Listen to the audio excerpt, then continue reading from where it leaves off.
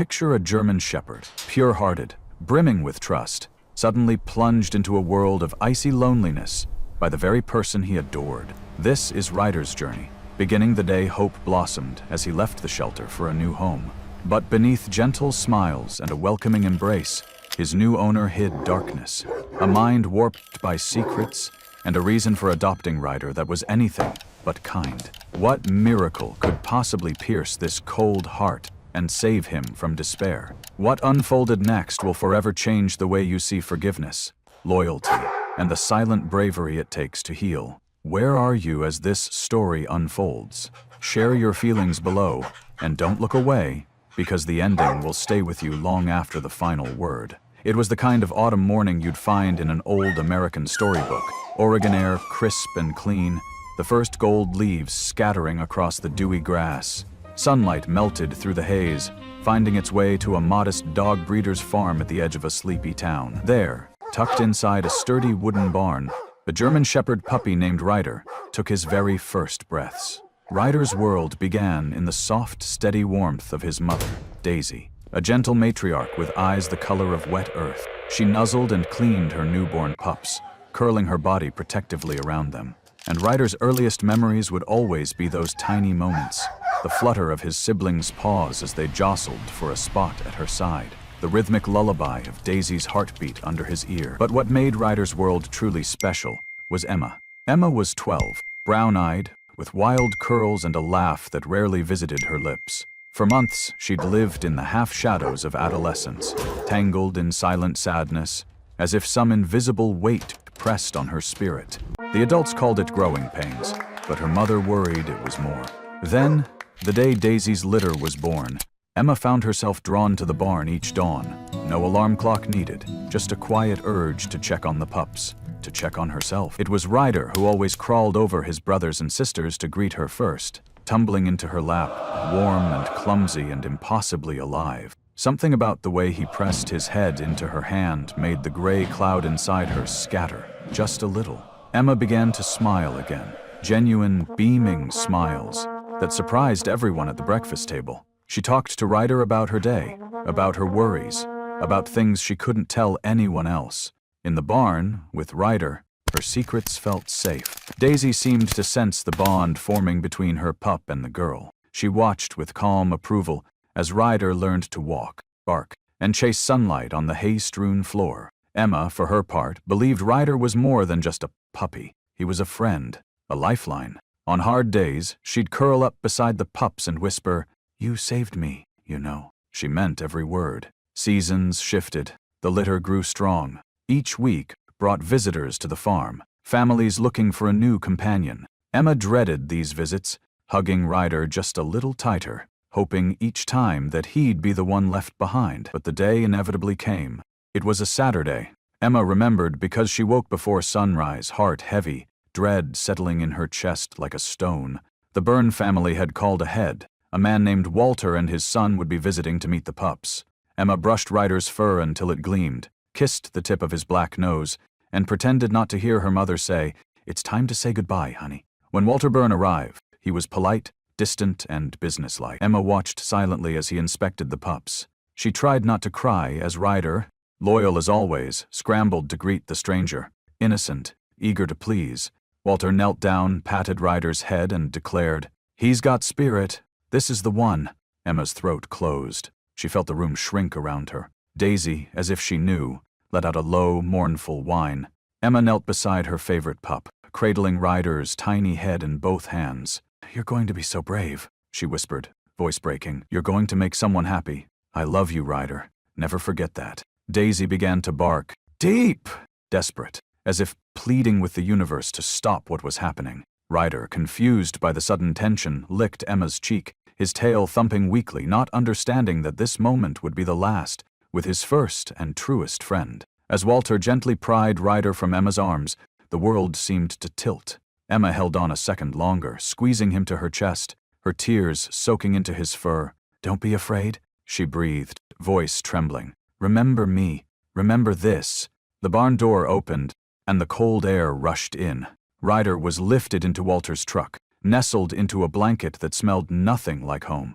Daisy's barks grew frantic, echoing through the open fields, and Emma stood in the doorway, fists balled, unable to stop sobbing. As the truck drove away, Ryder pressed his nose to the glass, staring at Emma's silhouette growing smaller, her hand raised in one final wave. He would carry that image, her teary eyes, the trembling smile, the promise of love, into every shadow and storm of the life ahead. That last embrace from his little sister Emma would remain Ryder's source of hope, a memory glowing at the core of his being. Ryder was being taken to his new home, full of hope and dreams. But would things truly be peaceful? Ryder's journey continued down winding Oregon roads, past evergreens and fading barns, into the quiet suburbs that skirted Portland. Walter Burns' neighborhood was a world away from the rustic farm Ryder had called home. The houses here stood in neat rows, each with its clipped lawn and mailbox, silent in the sleepy hours of a late Saturday morning. Even the air seemed different, fresher, maybe, but missing the earthy comfort of hay and wood smoke. Walter's house was neither big nor small, just enough for one man and, now, one dog. Ryder's first steps inside were cautious.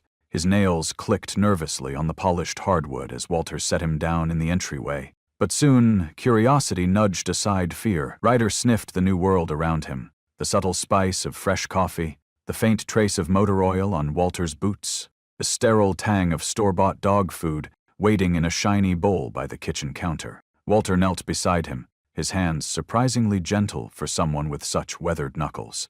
"Welcome home, Ryder," he murmured. There was something hopeful, almost tender, in the man's voice.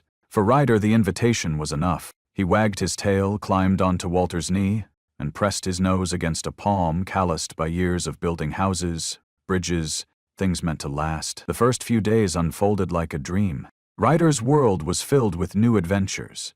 The thrilling chase of a red squeaky ball across the living room, sprawling on a sun-warmed rug while Walter chuckled and scratched his ears, napping in a patch of light beneath the big kitchen window. At night, Ryder curled up in a soft new bed beside Walter's own, lulled to sleep by the reassuring sound of steady breathing. Even Mrs. Ellen, the next-door neighbor, took notice. She'd always watched out for Walter since his wife left, quietly dropping off casseroles and peering over the fence to offer small talk. When she spotted Ryder poking his head through the pickets one afternoon, she couldn't help but smile. "He's a handsome pup, Walter. Looks just like your Max used to," she called. Walter only nodded, looking away. Yet, underneath the quiet happiness, something restless lingered. Walter often caught himself staring at Ryder, searching for something familiar. When Ryder tilted his head just so, or let out a soft huff in his sleep, Walter's chest tightened. He thought of Max, his old friend, gone barely a year. Max had been by his side through divorce, lost jobs, and nights spent building model airplanes just to fill the silence. Max's loss still ached, an old wound Walter tried to hide behind his stern face and quiet habits. The truth was, Walter hadn't chosen Ryder at random. The resemblance had struck him like a blow. The same intelligent eyes, the sable coat, the proud German shepherd posture. In the shelter of this similarity, Walter hoped for a kind of second chance. Maybe, if he could love Ryder the way he once loved Max, the hollow place in his heart might close. But grief doesn't always heal so simply. Some evenings, as Ryder waited by the door, Walter sat alone in the dim light of the den, holding Max's worn collar in his hands, turning the name tag over and over with trembling fingers. He tried to push away the guilt that he was moving on too soon, that he was asking Ryder to fill shoes that were never his to wear. And sometimes, when Ryder barked excitedly or brought Walter a chewed-up sock, Walter's face would cloud. He'd catch himself expecting a different bark, a wiser glance, the familiar touch of Max's nose. The spell would break, and Walter would become distant, his voice sharp, his hands cold. Ryder, not understanding the shadows haunting his new friend, would simply try harder to please. He'd lick Walter's fingers, nuzzle his side, gaze up with wide brown eyes that asked for nothing but a chance to belong. Mrs. Ellen, watching through her lace curtains, noticed the shift. One afternoon she stopped Walter as he brought in the mail. "He's not Max, you know," she said quietly, "but he's trying his best." Walter looked at her, lost for words. He wanted to explain the heaviness he carried, the fear of letting himself love again, but the words caught in his throat. Instead, he only nodded and retreated inside, Ryder trailing at his heels, ever loyal, ever hopeful. And so, the days passed in uneasy balance. Ryder soaked up every scrap of affection, but the bond between him and Walter was fragile, a thing built on both hope and ghosts. The little family found a way to be together, to keep going, even as the past whispered through every corner of the house. Love, it seemed, was trying to bloom. But the shadow of loss hovered always nearby, threatening to chill even the brightest new beginnings. A love that seemed to have just sparked, and yet the ghost of the past lingered restlessly. Walter's inner conflict was beginning to surface, sowing the first seeds of coming storms. In the weeks that followed, Walter Burns' house, once filled with the tentative hope of new beginnings, grew colder by degrees. The warmth that had briefly flickered between man and dog seemed to fade, replaced by a prickly sense of discomfort, an unspoken tension that hung over every room like fog. At first, it was the little things. Ryder, still a puppy at heart, was bursting with restless energy. Left alone for hours while Walter worked late at the construction firm, he explored every corner of the house. He chewed on slippers that smelled like his new owner, left muddy paw prints on the just-mopped kitchen floor, and knocked over a family photo with his wagging tail. To Ryder, these were invitations. Notice me, play with me, love me. But Walter, already stretched thin by pressures he couldn't admit, saw only chaos. Each mess was a reminder of his life's new, unwelcome complications. Each happy bark felt like a needle to his nerves. Then, on a bitter Thursday evening, Walter's world finally slipped off its axis. A curt meeting with his boss ended in the words every American worker dreads: "We have to let you go." Suddenly, the house he'd worked so hard to keep, the life he'd barely held together, seemed to tremble beneath him. Walter came home late that night, rain soaking his jacket and pooling on the floor. Ryder greeted him at the door, tail wagging, eyes shining with innocent trust. He wanted only comfort. Walter barely looked at him. He brushed past, shoulders hunched, and set his briefcase down with a thud that echoed through the silent living room. That night's dinner was eaten in the hush of resentment. Valor poked at microwaved leftovers, jaw clenched tight. Across the kitchen, Ryder lay curled by the door, sensing something had shifted but unable to name what it was. The man he so desperately wanted to please now seemed unreachable, his kindness locked away behind a wall of bitterness and fear. The days blurred together, each one harsher than the last. Ryder tried to be good. He waited by the window for Walter to return, his small body quivering with hope. Sometimes hunger gnawed at his belly, meals now forgotten or given as an afterthought. When Walter did come home, his steps were heavy, his eyes clouded. There were no more gentle words, no more games of fetch in the yard. One morning, Ryder found a leather shoe under the bed, a scent so closely tied to Walter that he couldn't resist. Chewing it was a comfort, a way to feel close. But when Walter discovered the shoe, his patience snapped. "Bad dog, damn it, Ryder!" His voice thundered through the hallway. Ryder shrank against the wall, ears flattened, trembling in shame and confusion. After that, the punishments came quicker, harsher. Every new accident, an overturned trash can, a puddle on the carpet, a chewed-up sock, was met with anger. Walter's voice, once soft, now cracked like a whip. Sometimes his hand followed, not in cruelty, but in the frustrated, thoughtless swat of a man losing control. As Walter's finances spiraled, bills piling up, phone calls from the bank unanswered, the darkness in the house deepened. The more his world fell apart, the more he took it out on Ryder. It didn't matter how earnestly the puppy tried to please, how faithfully he watched Walter's every move. Nothing was ever good enough. Worst of all, the specter of Max haunted every failure. Walter found himself resenting Ryder's clumsy devotion. Max would never have chewed a shoe, never had accidents in the house.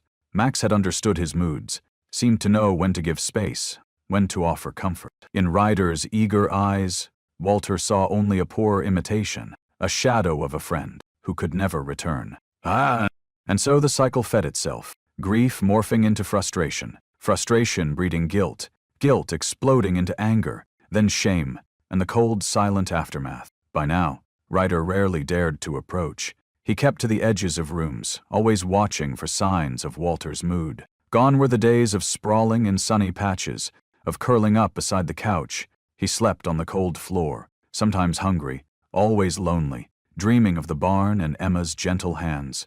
The once hopeful home had become a battleground, strewn with the silent wreckage of two broken hearts. one human, one canine. Sometimes, at dinner, Walter stared into his plate, seeing nothing. Ryder would watch from a distance, remembering how he'd once been allowed a scrap from the table, a reassuring pat on the head. Now, the only sounds were the clink of fork on plate and the tick of the wall clock counting down the seconds until another night of emptiness. It is a dangerous cycle, when love withers into anger, when sorrow hardens into resentment. Each outburst left its mark, not just on Ryder but on Walter as well. Both became shadows of their former selves, ghosts haunting the same darkening home. A dangerous loop where affection slowly mutated into rage. The chill in Walter's eyes was growing with each passing day. For Ryder, hope was slipping away, and the nights felt colder than ever. The distance between them would only grow, leaving Ryder's fate hanging by a thread. The days blurred into one another, gray and silent as the winter drizzle that endlessly tapped against the kitchen windows. Gone were the soft places of comfort. Ryder's bed, his favorite rug by the radiator, even the little stuffed squirrel that once kept him company at night. Walter, with movements as cold and automatic as a machine, had stripped them all away. Now, Ryder's world had shrunk to a wire crate shoved into the far corner of the kitchen. The metal bars pressed into his sides. The plastic tray below felt icy, no matter how many times he circled before lying down. The kitchen light flickered, humming quietly above, casting Ryder's shadow in a warped grid along the linoleum floor. This was not a home. This was a cage. Each morning began with Walter's heavy footsteps. Ryder's heart would leap at the sound. An old habit, hope rising despite all evidence. But Walter never looked his way, except to toss a bowl of food or refill the water. Not a word, not a touch. Sometimes the only acknowledgement was a muttered curse if Ryder whimpered too loudly, or the scowl Walter threw over his shoulder before slamming the back door. Ryder tried to be good. He learned to stay quiet, curling into the smallest possible shape to take up less space. He watched, always watched, for the smallest sign of forgiveness, a softened glance, a gentle tone, a hand reaching through the bars. It never came. Instead, Walter's anger had cooled into a more frightening thing, indifference. Sometimes, when Walter left for work, the house fell utterly silent. Ryder would whimper, a soft, mournful sound that echoed his loneliness. He missed Emma's voice, her laughter, the gentle way she'd stroke his head and tell him everything would be okay. Sometimes, he would curl as tightly as he could, nose tucked beneath his paws, and try to imagine her scent in the faintest wisps of hay clinging to his fur. One evening, after a particularly bad day, Walter returned home to find Ryder whimpering softly. Instead of opening the crate, he slammed the front door and snapped, "Can't you be quiet for 5 minutes? You're driving me insane." The words stung even more than the cold. Ryder's tail drooped. His eyes, once so bright, grew dull with confusion. He didn't understand what he'd done wrong, only that the world had changed, and there was no one left to make it right. Days slipped by, slow and bleak. Ryder tried everything he could to win Walter back. He sat perfectly still whenever the crate door opened, licked Walter's hand tentatively, refrained from barking. If he made a mistake, a soft whimper, a shift in the crate, Walter's glare would freeze him in place. Ryder's spirit, once unbreakable, began to fracture. Occasionally, Walter would mutter to himself late at night, after the house had gone dark. "Max would have never been this much trouble," he'd sigh, voice tinged with bitterness. "Max knew how to behave. Why can't you?" Ryder didn't know who Max was, but he understood the ache in Walter's voice, the disappointment that never seemed to fade. He pressed himself flatter to the crate floor, wishing he could disappear. One afternoon, after a string of gray, lonely days, Walter came home early. He opened the crate without a word. Ryder sprang out, desperate for touch, but Walter stepped back. "Go on," he barked. "Get out of my way." Ryder darted around the kitchen, joy and relief flooding him. He stretched, he sniffed, he ran a frantic circle across the slippery floor. It was the first taste of freedom in days. But his happiness was short-lived. In his excitement, Ryder's hind leg clipped the leg of the small kitchen table. A glass of water, left too close to the edge, wobbled and toppled, shattering on the linoleum. Water splashed everywhere, mixing with the splinters of glass that glittered in the harsh kitchen light. The world seemed to stop. Walter stared down at the puddle, face stone cold, lips pressed into a thin line. Ryder froze mid-step, heart pounding in his chest. He dropped his head low, ears pinned back, tail limp, a picture of apology. In that moment, he hoped, against all odds, for mercy. "I'm sorry," his eyes pleaded. "Please, don't be angry. I didn't mean to." Walter didn't shout. He didn't even move at first. The silence stretched, heavy, dangerous. Finally he turned, locking eyes with Ryder. The look was emptier than anger, more terrifying than rage. It was nothing. No forgiveness, no affection, not even resentment. Just a cold, hollow void. Ryder's whole body shook. He crawled a few steps closer, belly low to the floor. Walter's gaze never softened. For the first time in his young life, Ryder felt pure, paralyzing fear. Not of pain, but of being truly unwanted. Walter bent down, picked up the shards of glass with a practiced hand, then wiped the floor with a dish towel, never once glancing at the trembling dog beside him. He tossed the towel into the sink, sighed, and straightened up, his movements measured, almost mechanical. He muttered to himself, voice thick with defeat, "I can't do this anymore. I can't take it." Ryder watched, breath quickening, as Walter's hands clenched and unclenched. The man's face was a mask, lines carved deep by anger, regret, and something darker still. For a moment Ryder remembered Emma's arms around him, the warmth of the barn, the sunlight and laughter he'd thought would last forever. Now, there was only the cold, and in the cold Ryder was utterly, completely alone. Loneliness colder than any winter night had claimed him.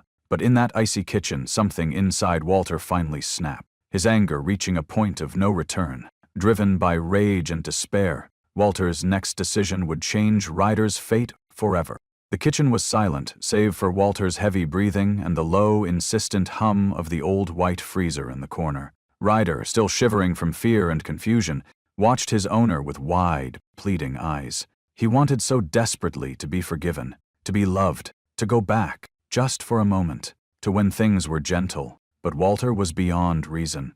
The anger, the years of grief and loss, the endless pressure had twisted something deep inside him. His voice was flat, sharp with exhaustion as he muttered, "You never listen. You never learn, do you?" He looked at Ryder, but it was clear he wasn't really seeing the dog in front of him at all. He was staring through Ryder, into the shadows of his own pain.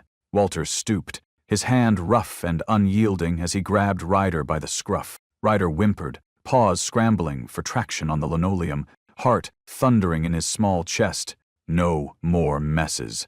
No more noise. I can't take it. I just can't," Walter growled, voice barely above a whisper, but sharper than any bark. Without another word, he marched across the cold kitchen, past the crate and the forgotten dog bed to the humming freezer. He yanked the door open, a plume of icy air rolling out. Inside, the plastic bins were crowded with forgotten dinners, TV trays, bags of peas, mundane evidence of ordinary life. But what Ryder saw was a chasm of darkness and cold, more terrifying than anything he'd ever known. Walter hoisted Ryder up. The puppy squirmed, writhing in terror. "Stop it, just stop," Walter snapped. "You brought this on yourself." There was a finality in his voice that Ryder had never heard before. A closing of a door, the end of hope. He shoved Ryder inside, pushing him past bags of frozen chicken, a block of ice cream, and a cracked plastic container. Ryder's paws skidded helplessly on the frosted surface. He tried to turn, tried to leap out, but Walter's hand blocked his way. Their eyes met one last time. Walter's gaze was hollow, unreachable. For a heartbeat, Ryder whined, the high, desperate sound echoing in the cold air. He looked up, pleading, "Just one more chance, just one word, one touch." Walter's jaw clenched. He slammed the freezer shut with a dull, final thud. The world was erased. The darkness was total, more suffocating than any night Ryder had known. The only sound was the constant mechanical drone, vibrating through the metal and filling his tiny body with dread. At first, he whimpered, pressing his nose against the slick plastic wall. He scratched, paws burning with cold, nails scraping uselessly. His cries came out muffled, trapped by the thick insulation. A pillow over his voice. He couldn't understand. Why had Walter done this? What had he done wrong? The cold crept in immediately, wrapping around his paws and tail, biting through fur, seeping into bone. Every breath hurt. Each shiver racked his small frame, but the air was too thick, too heavy, as if he was drowning in ice. Minutes stretched. slow and punishing. Ryder tried to remember the warmth of Emma's arms, her gentle words. In the pitch black, he pictured her face, the sunlight in her hair, the softness of her voice as she said, "You're safe, Ryder. I love you, always." He clung to that memory, letting it wash over him, a shield against the blackness. In the darkness, Emma was almost real. He could smell the hay, feel her fingers tracing his ears, hear her whisper promises only he could understand. Sometimes he even imagined his mother, Daisy, curling around him, keeping the world's cruelty at bay. But as the cold grew sharper, even the comfort of memory became distant, unreachable. Ryder curled in tighter, trying to breathe his own warmth, paws trembling so violently that his claws rattled on the hard floor. Suddenly, in the muffled silence, a faint sound, footsteps, human footsteps, creaking the floor just beyond the freezer. Ryder's heart leapt. Was Walter coming back? Was Emma here to save him?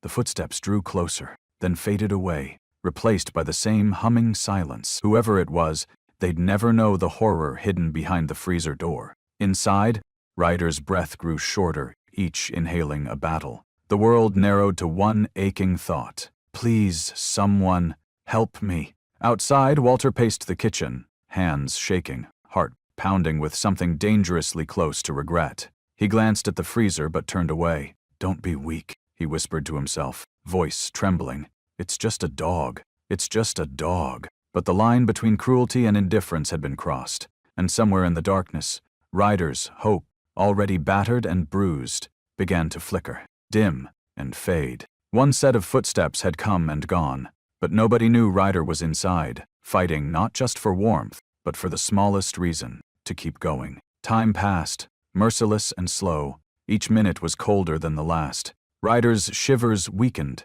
his consciousness wavering. The shadows of memory and the nightmare of the present blended together. A cruel prison, a puppy's world turned to ice. His breath came thinner, his cries silenced. The darkness pressed in, and Ryder drifted at the edge of life, waiting, always waiting, for someone to find him. In the lonely quiet of the house, two storms raged. One behind the closed freezer door, the other inside a man's wounded heart. Walter Burns sat alone in the living room, hunched in the faded light as dusk crept over Portland. His hands shook around a mug of cold coffee. The TV murmured in the background, but he barely heard it. Every so often he glanced toward the kitchen, as if expecting someone or something to emerge from the shadow. Guilt was a word Walter rarely allowed himself, but tonight it lingered, heavy and persistent. For a long while he simply stared at his reflection in the dark window, the lines on his face deepening, his eyes clouded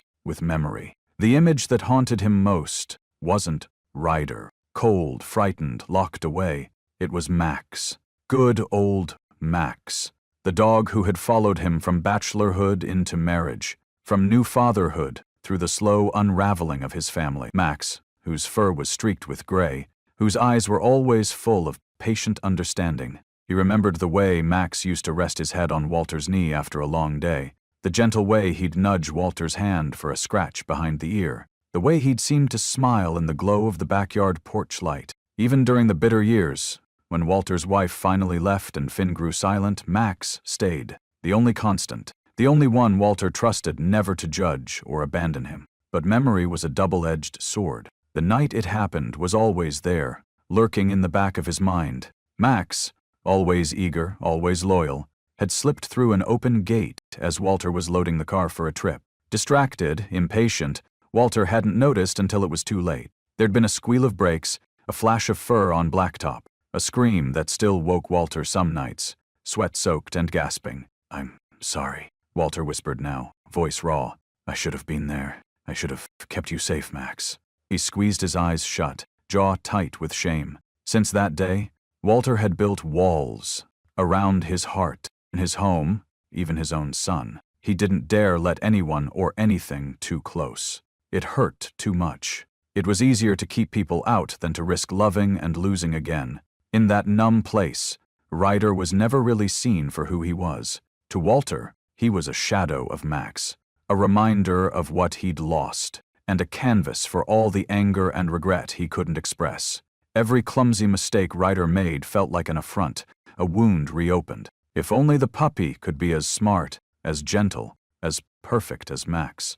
Back in the living room, Mrs. Ellen's silhouette passed by the window, pausing for a moment. She'd seen Walter's truck in the driveway, the lights burning late. Something felt off. She tapped lightly at the door. Walter, startled, gruffly rising to answer. "Evening, Ellen," he muttered. She studied him, concerned with flickering in her eyes. "You look tired, Walter.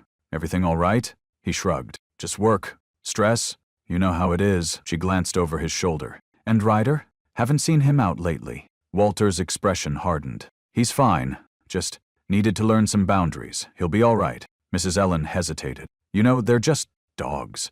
They don't come perfect. They learn from us. Sometimes they just need patience." Her voice softened. "They also forgive a lot more than we deserve." Walter looked away, jaw clenched. "I'm doing what I have to, Ellen.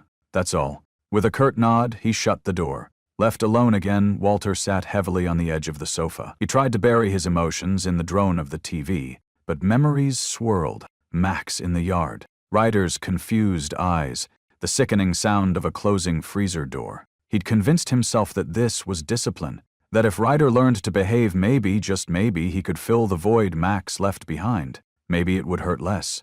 But some decisions change us forever. A single careless moment, a cruel snap judgment. Their consequences can echo for a lifetime. Inside the freezer, Ryder's world was shrinking to the faintest pulse of hope. Every second, he drifted closer to the edge, lost between dreams of comfort and the bitter cold. And now, as fate would have it, an unexpected twist was about to decide Ryder's destiny. Finn Byrne, Walter's son, pulled his battered sedan into the driveway, the familiar crack in the sidewalk greeting him like a childhood scar. The sun was just dipping behind the Portland treetops, painting the house in an amber glow that seemed, at first, almost welcoming. He stepped inside, the door creaking softly on its hinges. "Dad, I'm home!"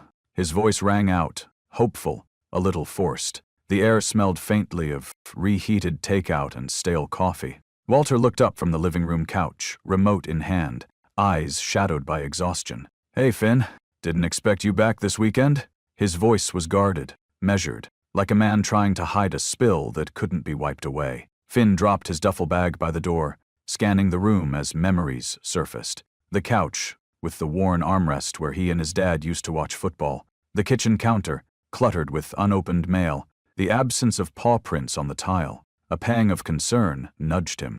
"Where's Ryder?" Finn asked, trying to sound casual. He'd only met the puppy a handful of times, but each visit had been a bright spot. Ryder tumbling at his feet, eyes sparkling, eager for a game of tug or a belly rub. Walter's face tightened for just a moment, then settled into practiced indifference. "Oh, him? I gave him away. Wasn't working out. Too much trouble around here. You know how it is." Finn stared, confused. "You gave him away? To whom?" Walter shrugged, avoiding his son's gaze.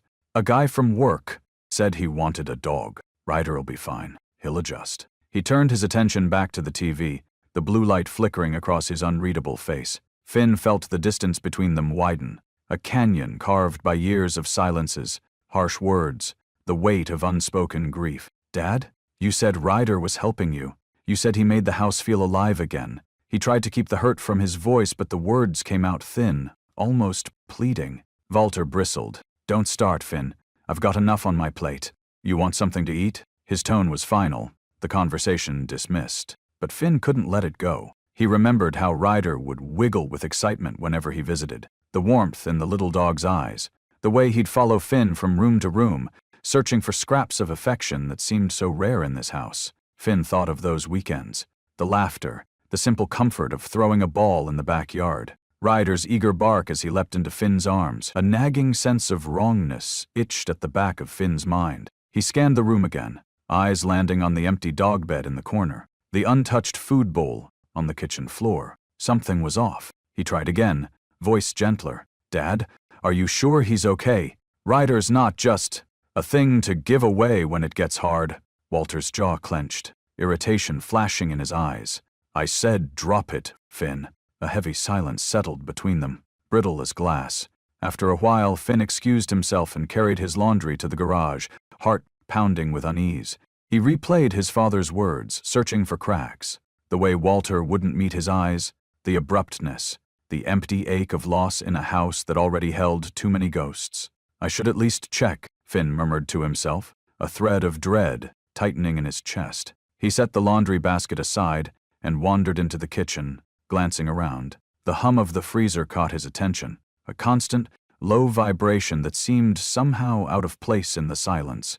He stared at it for a moment, noticing a faint smear of paw prints on the linoleum nearby. The world seemed to slow, his breath catching. Finn reached for the freezer handle. In that suspended moment, everything, his childhood, his relationship with his father, and the fragile promise of love that Ryder had brought, hung in the balance. He drew in a shaky breath. Please, let him be okay.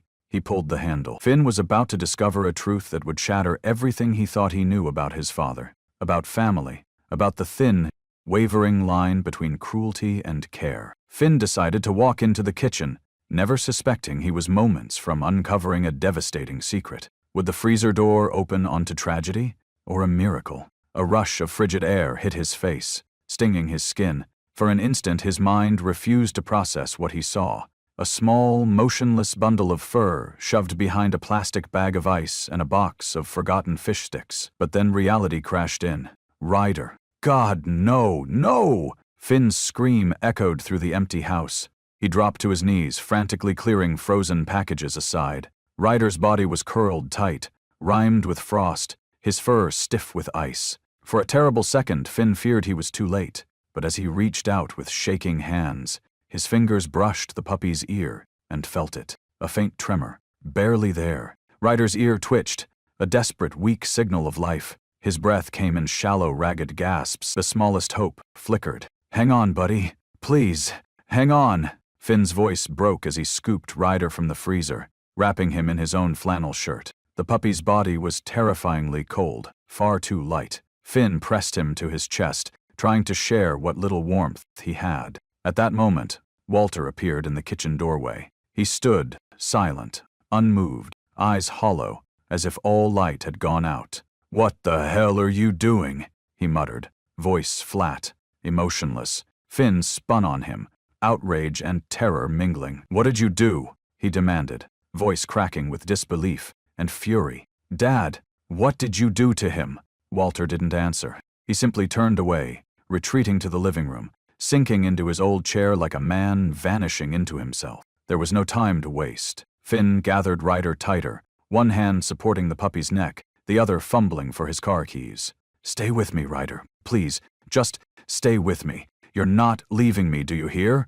he whispered, tears spilling onto Ryder's icy fur. He sprinted to the garage, nearly dropping the keys in his pants. The night air was cold, sharp, but nothing compared to the icy terror eating at Finn's heart. He laid Ryder gently on the passenger seat, cranking the heat up full blast, then shrugged out of his jacket and wrapped it around the puppy's fragile body. As he pulled out of the driveway, tires squealing on damp pavement, Finn's mind was a riot of fear and rage. His hands shook on the steering wheel. Every red light felt like a betrayal, every second a precious lifetime lost. "Come on, Ryder. Come on, buddy. Keep breathing. Please, don't give up on me," Finn pleaded, voice trembling. He reached over with one hand, rubbing Ryder's ears, blowing warm breath into his fur. "You're okay. You're gonna make it. We're almost there." The city lights blurred past as Finn sped down empty streets, desperation overriding caution. At one intersection, headlights flashed, an oncoming car, horn blaring. Finn jerked the wheel, barely avoiding disaster. His heart hammered in his chest. He forced himself to focus, white-knuckled, trying not to sob. "Don't die on me," Finn whispered, over and over, a mantra against the darkness. "Not after all you've been through." The drive became a surreal tunnel, Finn glancing between the road and the tiny, shivering bundle on the seat beside him. Ryder's breaths were faint, labored, his eyes closed. Finn talked the whole way, pleading, encouraging, begging. "You remember Emma, right? She loved you. You can't leave her either. Remember the farm.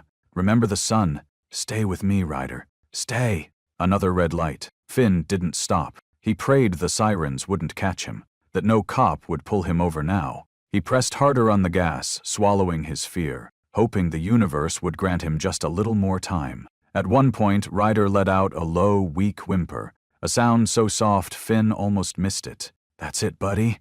You're fighting. Good boy, Ryder, good boy. He wiped his eyes, choking back a sob. The animal hospital's neon sign appeared ahead, haloed in the mist. Finn cut across traffic, skidding into the parking lot. He leapt from the car, gathering Ryder in his arms, jacket and all, sprinting toward the glowing entrance. He crashed through the doors, nearly slipping on the linoleum. "Help!" he shouted, voice raw. "I need help. My dog. He's freezing. He's barely breathing." A receptionist gasped. "Code blue, hypothermic puppy." The staff moved instantly, a blur of blue scrubs and urgent voices. A vet tech reached for Ryder, but Finn clung tight, desperate. "Don't let him die. Please. I can't lose him. Please." A kind voice, firm but gentle, cut through the chaos. "We'll do everything we can, I promise. Let us help him now." Finn released his hold, hands shaking, stepping back as they rushed Ryder into the treatment room. He was left in the harsh fluorescent light of the waiting area, cold sweat soaking his shirt, hands sticky with fear. He pressed his palms to his face, breathing hard, heart in free fall. Every second felt like a lifetime. Behind those doors, Ryder's fate hung in the balance. Machines beeped, urgent orders were barked, and Finn's world shrank to a single hope that love, frantic and flawed, could be enough. 1 minute too late, and Ryder might never open his eyes again. Now, all that was left was to wait. Finn's faith and Ryder's fragile heartbeat rested in the hands of strangers on the other side of the wall. All hope now rested on the skill, compassion, and urgency of the veterinary team. The doors swung shut behind Ryder, swallowing him into a world of gleaming steel, antiseptic scents, and fluorescent white light. Finn stood outside the treatment room, fingers tangled in his hair, eyes raw with worry. His heart seemed to hammer out of rhythm with every distant, muffled word from behind the glass. Inside, Dr. Harper was already moving. 36, quick and composed. She had the quiet authority of someone who'd seen too much and refused to let it defeat her. Her eyes flicked over Ryder, shrunken, ice-cold, fur clinging to him in crystalline patches. She saw the truth immediately. This was no accident. This was the aftermath of cruelty. Ava, warm IV fluids, stat, bear hugger blanket, turn it up to max. "I want his temp up 3 degrees in the next 15 minutes, she ordered, her voice sharp, unwavering. Ava, the young veterinary nurse, nodded, hustling to gather supplies. She'd worked alongside Dr. Harper for over a year and knew when not to ask questions. Some emergencies needed action, not words. Dr. Harper's hands never shook, not anymore. Years ago, when she was a new graduate, fresh from veterinary school and filled with optimism, she'd lost her first abused patient, a hound named Lucky who'd been left to starve in a locked shed. Lucky hadn't made it. Harper had cried for days.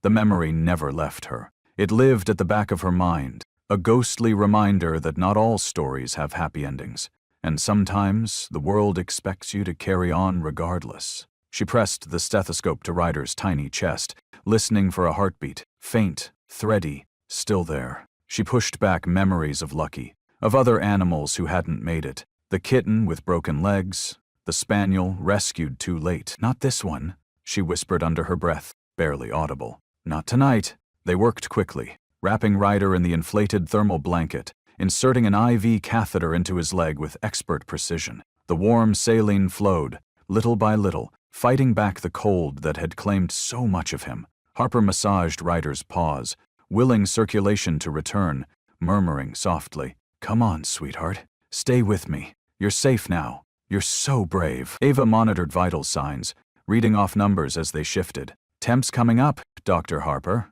It's slow, but..." "He's shivering." "Shivering is good," Harper said, voice thick with emotion. "It means he's fighting." In the waiting room, Finn paced like a caged animal, unable to sit still. His mind replayed the nightmare over and over. The freezer, Ryder's frozen fur, the weight of his father's betrayal. He pressed his palms to his face, whispering, "Please, please, please," as if sheer willpower could alter fate. He remembered Emma's stories of the farm, the hope Ryder brought into her life. He remembered the way Ryder looked at him, trusting, joyful, full of forgiveness despite everything. "Don't let him down," Finn begged, whatever higher power might be listening. "He deserves better." Inside the ER, the battle continued. Ava adjusted the flow of saline, wiping a tear from her cheek when she thought no one would notice. "Dr. Harper, he's so small. Do you think..." Her voice trailed off, afraid to give voice to doubt. Harper cut her a glance. Tired, resolute, but also kind. "We're not giving up. Not on my watch." She leaned in close to Ryder, brushing his head with gloved fingers. "You've got people who love you, little guy. There's more waiting for you outside these walls than just pain. There's hope. Hold on." Minute by minute, Ryder's body began to respond. The violent shivers returned, at first weak, then more insistent. His gums, pale and icy, began to regain a whisper of pink. The monitors beeped in cautious rhythm. Ava gasped. "Look, Dr. Harper." His tail? It twitched just once. A faint sign, but enough to lift a heavy weight from both women's hearts. Harper felt tears sting her eyes. She blinked them away, but one escaped, tracing a line down her cheek. She did not brush it aside. "That's it, Ryder. Keep fighting. You're not alone." The tension in the room broke for a moment, enough for Harper to look up and find Finn watching from the hallway window, eyes red, fists pressed against the glass.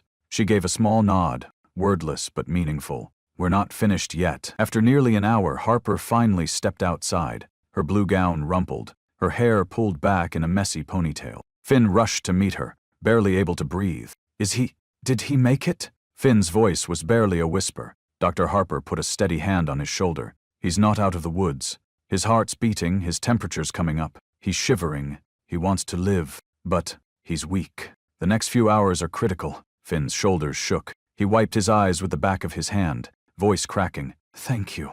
Thank you for not giving up." Harper managed a tired smile. "Don't thank me yet. Just keep hoping. Sometimes that's the best medicine." Back in the ER, Ava watched over Ryder as the pup lay nestled in a cocoon of blankets, his tiny chest rising and falling with fragile effort. She whispered, "You're safe now, little one. Everyone's rooting for you. Some heroes don't wear capes. They wear scrubs and tired eyes and carry scars only a few can see. They fight for those with no voice, no home, no family, fighting to give them a second chance." But as the night deepened and the machines hummed their uncertain song, one truth remained. Ryder's battle was far from over. Would he have the strength to survive the night? Ryder lay motionless in a nest of warm blankets, his breath shallow, each rise and fall of his fragile chest a battle. Monitors tracked every heartbeat, a steady, high-pitched metronome counting down the seconds between hope and heartbreak. Overhead, fluorescent lights hummed. In this space, time had no meaning. There was only the relentless, urgent now. Finn sat hunched on a hard plastic chair just outside the recovery room. Hands locked together so tightly his knuckles shone white. His whole body trembled. He'd run out of tears, but not out of dread. Every sound from inside, the soft rush of feet, the whispered commands, the mechanical whir of machines, felt like a storm battering his chest. He pressed his palms together, bowed his head, and whispered to the silent air, "Please let him live. I know I haven't prayed in years, but please, not this way, not after everything he's been through. He deserves a chance."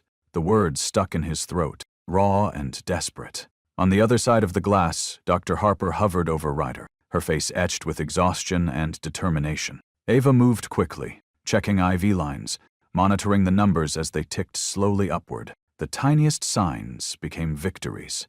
A slight pink returning to Ryder's gums. The first shiver that meant life was struggling back in. Harper murmured encouragement under her breath as she worked. "Come on, little one. You're not finished yet. The world still needs you." Her fingers brushed gently across Ryder's ear, hoping the simple act of human touch might anchor him to the world of the living. For Ryder, lost in a fog of fever dreams, every sensation was blurred and distant. He drifted in and out of consciousness. Sometimes, the cold returned, biting deep into his bones. Other times, he felt warm arms around him, a memory of Emma's embrace, Daisy's soft muzzle pressing comfortingly against his neck. He tried to follow the voices, but they always seemed just out of reach. At one point, he heard Finn's voice. Ragged and pleading, it cut through the dark. "Ryder, you're not alone. Come back to me, buddy. Please." The sound became an anchor, something to cling to. Ryder's tail twitched once, a feeble movement but enough to make Harper's breath catch. In the corridor, Finn's phone buzzed. For a moment he didn't answer. He couldn't bear to talk to anyone, least of all his father. But it rang again, insistent. a jarring reminder of unfinished business. With a shaky hand, Finn picked up. Walter's voice came through, flat, forced, trying too hard to sound casual. "Finn? How's the dog?" Finn closed his eyes, swallowing a surge of fury. "You mean Ryder?" he said, voice trembling but sharp as glass. "He's fighting for his life. That's how he is." Walter hesitated. "Well, I just wanted to check in, see how you're holding up." Finn's anger boiled over. All the pain, the fear, the guilt he'd felt in that frozen kitchen exploded. "You wanted to check in? Dad, you locked him in a freezer. He's a puppy. He trusted you. You nearly killed him. Do you get that? Or is that just another thing you're gonna pretend didn't happen?" Walter's voice faltered. "Finn, you don't understand."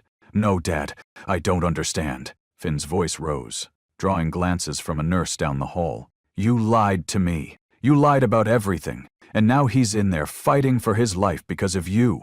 You're not the man I thought you were. I can't even look at you right now." There was a long silence on the line, broken only by the sound of Walter's shaky breathing. I'm sorry," he managed, voice small. Finn couldn't find it in himself to forgive. Not now. He ended the call with a trembling hand and let the phone drop into his lap. He buried his face in his hands, overcome by helplessness. Rage and grief twisted inside him, but underneath it all was fear, a deep, gnawing terror that love would not be enough, that he would lose Ryder too. Minutes crawled by. Harper emerged from the recovery room, her expression tired but still resolute. Finn leapt to his feet. "Is he?" She shook her head gently. "It's too soon to tell. He's stabilized, but it's touch and go. The next hour is critical. You can come sit with him if you like. He might hear you." Finn nodded, wiping at his face, and followed her into the softly lit room. Ryder lay bundled in a cocoon of blankets, his breaths slow and labored. Wires snaked from his legs and chest. Finn knelt beside him, taking one small paw in his hand. "Hey, buddy," he whispered, his voice breaking. "It's me. I'm right here. You're not alone. I won't let you go. You're my family. Please, Ryder. Please fight." Tears spilled onto the bed. Finn's words tumbled out in a stream. Apologies, promises, stories from the farm. "Emma misses you. Remember how you used to chase her through the hay? She always said you were her hero. You can't stop being a hero now, you hear me?" In the background, Dr. Harper watched with a quiet, hopeful sadness. She knew how much love could matter. She'd seen animals hang on for the sake of someone who wouldn't let go. Ava squeezed Harper's shoulder. "You think he'll make it?" she whispered. Harper's voice was low. "I don't know, but I believe in him. Sometimes, that's all you can do." Outside, the night deepened. Time seemed to slow. Finn sat vigil beside Ryder, whispering, pleading, loving him back toward the light. Inside Ryder's battered body, something shifted. A flicker, a ripple, a fragile spark refusing to die. Sometimes all it takes is a small miracle, and for a heartbeat, hope returned. For hours, the world in the recovery room had been reduced to a series of hushed prayers and fragile heartbeats. Beyond the glass, night bled into morning. A watery gray dawn crept across the city, painting the veterinary hospital in pale, uncertain light. Finn hadn't slept. He'd sat all night by Ryder's side, head bowed against the cool edge of the hospital cot, fingers gently resting on the puppy's paw. Every so often, he'd whisper encouragements.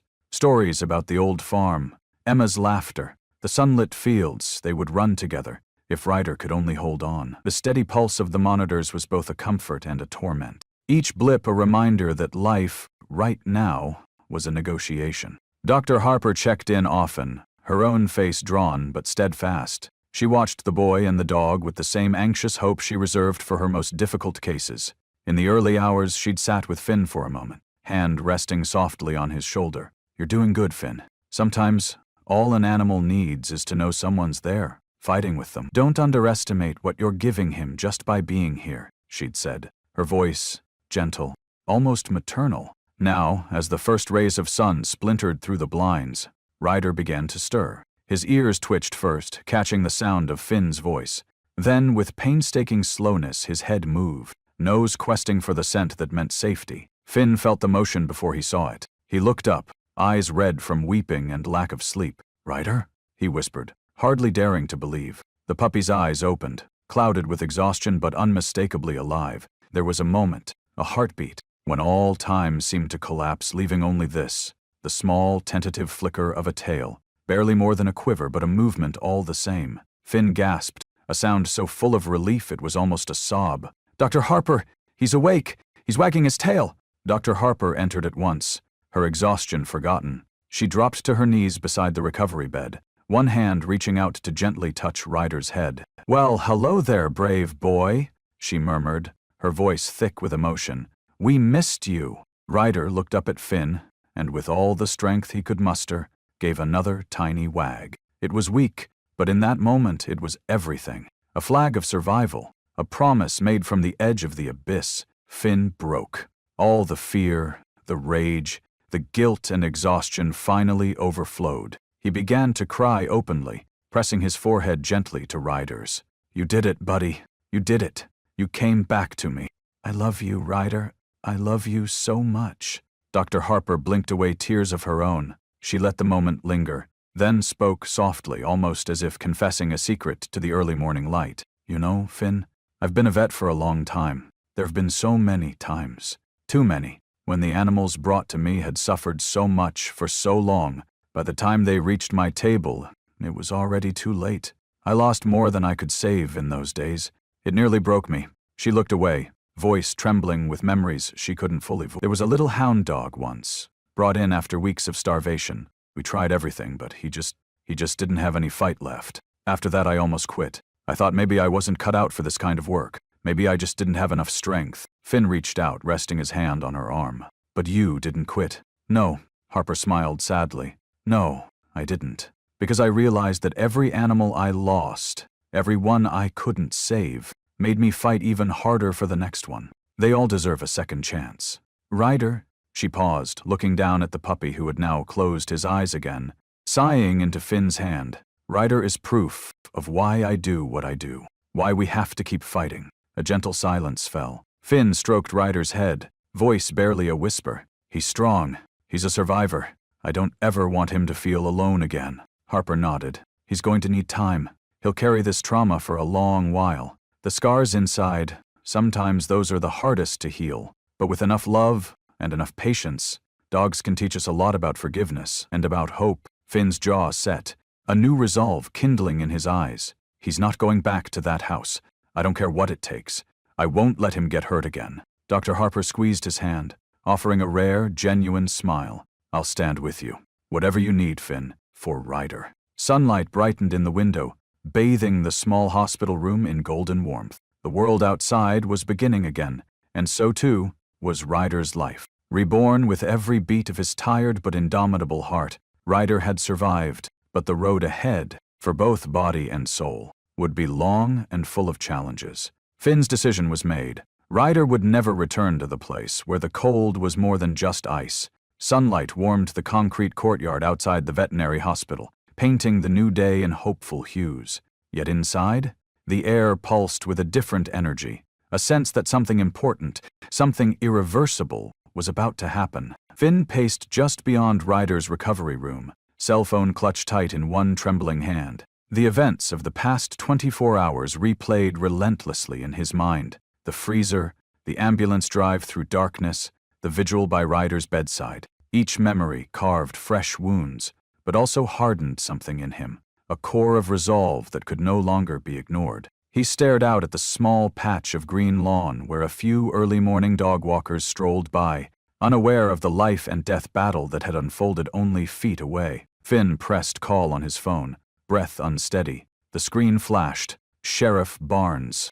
A gruff but kind voice answered. "Barnes here. Sheriff, this is Finn Byrne. I need to report animal cruelty. My father, my dad, he locked my dog in a freezer. I found him almost dead last night. He's at the hospital now. The vet can confirm everything." There was a pause, the weight of law and morality shifting in that small space. "You did the right thing calling me, son. I'm coming by. I want to talk to you, the vet, and your father." Finn's hands shook, but he nodded to himself, voice steady for the first time. "Thank you, Sheriff. Please hurry." He hung up, exhaling a tremulous sigh, feeling at once empty and fiercely alive. He walked back inside, searching for Dr. Harper. He found her making notes on a chart outside Ryder's room, exhaustion etched across her face, but her eyes bright with determination. "Dr. Harper," Finn began, "the police are coming. I told them everything. Will you help me? Will you tell them what really happened? She straightened, closing the chart. Absolutely. I'll testify to every detail. Ryder deserves justice, and so do you, Finn. This isn't just about saving one dog, it's about making sure this never happens again. He managed a grateful smile. Thank you. I don't know what I'd do without you. Harper reached out, squeezing his shoulder. You did the hard thing, Finn. Not everyone would, but the truth has to come out. And now it will. Outside, Ryder dozed in the filtered morning sun, his sleep uneasy. His paws twitched, haunted by dreams of ice and loneliness. But every now and then, his ears would flick, catching the gentle sound of Finn's voice, drawing him back to the light. Back in the kitchen of a much colder home, Walter's phone rang. He answered, not recognizing the number. Walter Byrne speaking. A calm, authoritative voice filled the line. Mr. Byrne, this is Sheriff Barnes. I'm calling in response to a report of animal cruelty concerning a dog in your care, Ryder. I'd like you to come down to the station to answer some questions. Walter froze, shock splintering through him. What? Who told you? But even as he asked, he knew. His lips thinned. It was Finn, wasn't it? Barnes's voice was cool, unyielding. Your son acted out of concern for the well-being of an animal in distress, Mr. Byrne. We have a sworn statement from the attending veterinarian. I expect you here this afternoon. Walter's fingers clenched around the phone. You can't do this. This is family business. My son, he's turning on his own blood. He's betraying us. Mr. Byrne, Barnes replied, steel in his tone. The law protects those who cannot protect themselves. I strongly advise you to cooperate. Walter hung up, his breath shallow and ragged. Fury churned inside him, tangled with shame and something else, a prick of conscience, the cold realization that there would be no hiding from what he'd done. He called Finn, barely waiting for him to answer. What the hell do you think you're doing? Calling the cops on your own father? After everything I've done for you, this is how you repay me? Finn's voice was calm, but powerful. This isn't about you or me, Dad. It's about Ryder. He almost died because of you. I can't let you get away with it. Someone has to stand up for what's right, even if it means standing up to you. Walter's anger flared. You're betraying your own family. You don't do that to your father. Finn cut him off, a firmness in his tone that Walter had never heard before. Maybe being family means protecting what's good, not hiding what's wrong. I won't let you hurt anyone else, Dad. Not Ryder. Not ever again. There was silence. Walter's breathing was harsh, like a man lost at sea. For the first time, Finn sensed his father had no words left to fight with. Finn ended the call, shoulders shaking. He turned and found Dr. Harper at his side. You did the right thing, she assured him. No one should be above the truth. Finn looked out at Ryder, who was slowly awakening, eyes blinking at the sunlight. He's safe now. That's all that matters.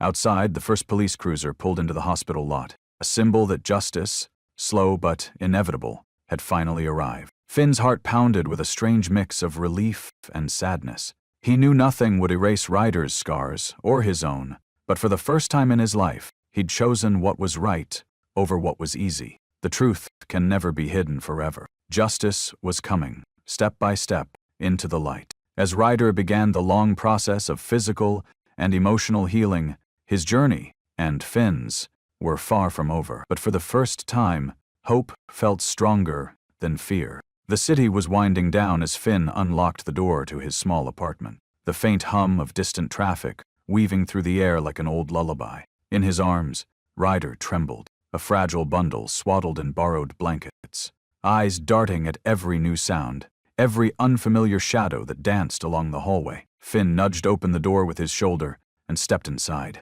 The apartment was modest, a sagging second-hand couch, a scattering of potted plants struggling to thrive on the window ledge, a stack of textbooks and battered sneakers by the door. But tonight, it felt like the beginning of a sanctuary, a place where the past could finally loosen its grip. Welcome home, buddy, Finn whispered, voice thick with hope and exhaustion. He knelt and set Ryder gently on the rug, running a hand along the puppy's spine, feeling each trembling muscle. This is your place now. No more cold, no more fear, I promise. Ryder pressed close, tail tucked, eyes wide. The air in the apartment was warmer than any place he'd known in days, but his mind still wandered dark corridors. The clang of a freezer door, the suffocating chill, the hollow echo of abandonment. Every noise outside, a car horn, a distant shout, sent him flinching, heart racing. Finn did his best to create calm. He spread out a nest of blankets beside his bed and filled a bowl with water, then settled beside Ryder, speaking softly. "You're safe here. Just breathe, buddy. I've got you," he read aloud from his biology notes, trying to fill the silence with familiar sounds. But every sudden noise from the street made Ryder jerk awake, panting, eyes wild with panic. Around midnight, the calm was shattered. A heavy thud from the apartment above sent Ryder scrambling under the coffee table, whimpering, his body pressed flat against the floor. Finn's heart broke a little more. He crawled under after him, gathering the trembling dog into his arms. "Shh, you're okay. It's just the neighbors. No one's ever going to hurt you again," he murmured, rocking gently, as if comforting a frightened child. "Please, I won't let anything happen to you. Never again." For hours, Finn remained awake, holding Ryder through each fresh wave of terror. The room grew dark, except for a single lamp in the corner, a circle of light against the night's long shadows. Finn's whisper never stopped. "You're safe. You're home. You're loved." Across the hall, the neighbor Joey returned late from his shift. Joey was known in the building as a loner, gruff, allergic to small talk, and famously wary of dogs since childhood. As he fumbled with his keys, Joey heard faint whimpers through the thin wall and, curious despite himself, peeked through his mail slot. What he saw surprised him. Finn, kneeling on the floor, cradling a shaking puppy, voice soft and soothing. It wasn't the image Joey expected. No barking, no mess, just raw, wordless trust. The sight lodged in his mind. Later, as Joey made coffee in his own kitchen, he stared at the mug in his hands, replaying the scene. He remembered old fears, a neighbor's growling dog, a childhood bite, his own parents' warnings. But something about Finn's gentleness unsettled those memories, stirred something new. "Maybe not all dogs are the same," Joey muttered. Maybe it's the people too." Back in Finn's apartment, Ryder finally settled, exhaustion overtaking fear. But the smallest noises kept his eyes wide, his muscles tense. Each time he woke, Finn was there, hand on his back, a steady anchor. "You're safe, buddy. I promise." The night passed slowly, measured in heartbeats and whispered reassurances. When the sun finally rose, Finn hadn't slept at all, but Ryder's breathing was deeper, steadier. Healing had begun. Slow, uncertain, but real. Nights like this, Finn realized, were about more than just surviving. They were about teaching someone to trust again. "We'll get there," Finn said, voice hoarse but sure. "We'll get there together." On the other side of the wall, Joey lay awake, mind turning over everything he'd witnessed. Old stories warred with new possibilities, and for the first time in years, he found himself wondering if he'd been wrong about dogs, and the people who loved them. Trauma, Finn knew, carves deep grooves in the soul, but he also believed in the stubborn, quiet power of love, how it could fill those grooves, layer by layer with something stronger. Sometimes, the only way to chase away shadows is to sit in the dark with someone who refuses to leave. But as the first light of morning crept into the room, Finn's phone buzzed, an unknown number flashing on the screen. He hesitated, a cold shiver running down his spine. Something told him that the past wasn't finished with them yet. A shocking call from the police was about to change everything.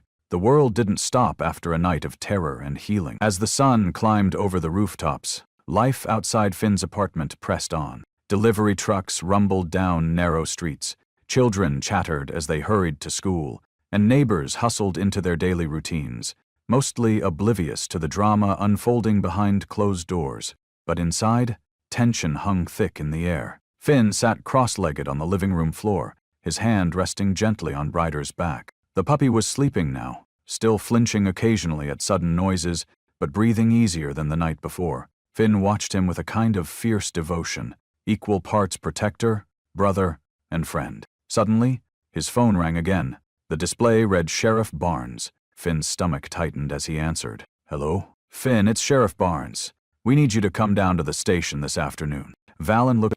"We're interviewing your father about the incident. I'd like you to be here too, as a witness." Finn nodded, his voice quiet but resolute. "Of course.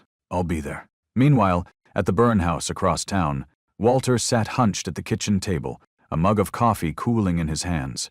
The curtains were drawn tight against the morning sun. He hadn't slept. Every time he closed his eyes, he saw Ryder's face, the look of confusion and betrayal, and Finn's rage, as raw and unforgiving as a winter wind. A sharp knock rattled the front door. Walter jerked upright. Through the frosted glass, he could see the blue and gold patch of the local sheriff's department. He hesitated only a moment before opening the door to face Sheriff Barnes and another officer. "Mr. Byrne?" Barnes's voice was firm, professional. "We need you to come with us. There are questions you'll need to answer regarding the allegations of animal cruelty." Walter's first instinct was to deny, to protest. "Is this really necessary? This is a family matter. My son's making a big deal out of nothing. He doesn't understand the pressures I've been under. Work, life." He trailed off, the words sounding hollow even to himself. Barnes' expression was unmoved. "Mr. Byrne, this is a serious investigation. Your son and the attending veterinarian have both provided statements. We need your cooperation." Reluctantly, Walter grabbed his coat, every step to the squad car heavy with dread and shame. At the police station, Finn sat in a bland, windowless room, his nerves jangling. Dr. Harper arrived a few minutes later, her presence calm but unyielding. She gave Finn a supportive nod, then sat beside him, hands folded neatly in her lap. They didn't have to wait long. Walter was brought in by an officer, looking older and more worn than Finn had ever seen him. He avoided his son's eyes, focusing instead on the table between them. Sheriff Barnes sat down, turning on a tape recorder. "Mr. Byrne, we're recording this interview as part of our investigation. I want to remind you that honesty is important here. We have medical reports showing Ryder was subjected to extreme cold and trauma. Can you tell us, in your own words, what happened?" Walter bristled, trying to summon his usual bluster. I made a mistake, all right. I lost my temper. Work's been hell, and..." He shot Finn a bitter look. "This whole thing's been blown out of proportion. It wasn't supposed to go that far. He's a dog, not a person." Dr. Harper's eyes narrowed. "Dogs trust us with everything, Mr. Byrne. The fact that Ryder survived is a miracle. What happened to him wasn't an accident. It was a crime." Walter's hands shook as he ran them through his thinning hair. "I never meant..." He stopped, the words choking in his throat. For a brief moment, real regret shone through his facade, but pride forced it down. "People snap. It happens. But Finn, he turned on me. My own son siding with a dog over his own father." Finn's voice was steady, cold. "You lost my trust the second you hurt him, Dad. He was my family too." Barnes looked between them, eyes sharp with understanding.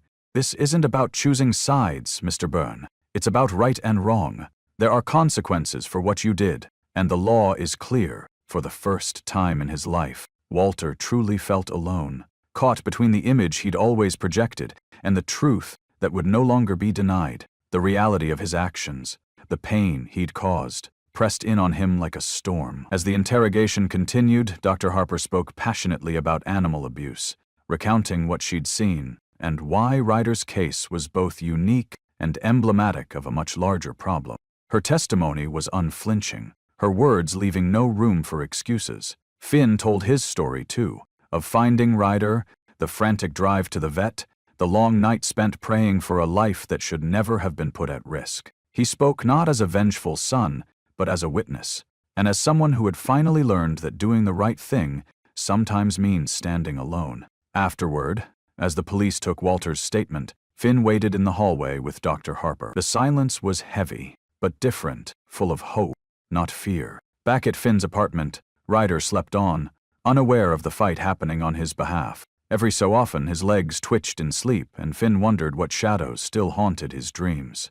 News of the case began to spread. Neighbors talked, local reporters called for statements, and animal welfare advocates demanded justice. For the first time, Walter realized the world was watching, and that the loss of his son's trust was only the beginning. Justice didn't end at the police station. A whole community was now awake, and they would not be silent. But for Ryder, the next battles would not be fought in courtrooms or headlines. They would be fought deep inside, in the slow, uncertain work of healing a soul betrayed by cruelty. And so, even as the world demanded answers, Finn prepared for the long journey ahead, a journey not just to justice, but to hope, for both himself and his friend. Ryder's scars, visible and invisible, would need time and patience to mend. The hardest part was still to come. For many, the world outside their window is an open invitation: parks, sunlight, laughter, and the endless freedom of sidewalks, stretching toward possibility. But for those scarred by cruelty,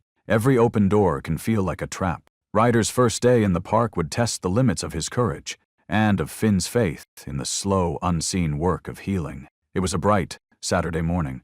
Sunlight slanted through new leaves, dappling the pavement with shifting patterns. Finn stood at the threshold of his apartment, leash in hand, gently coaxing Ryder forward. "Come on, buddy. Let's try, just you and me.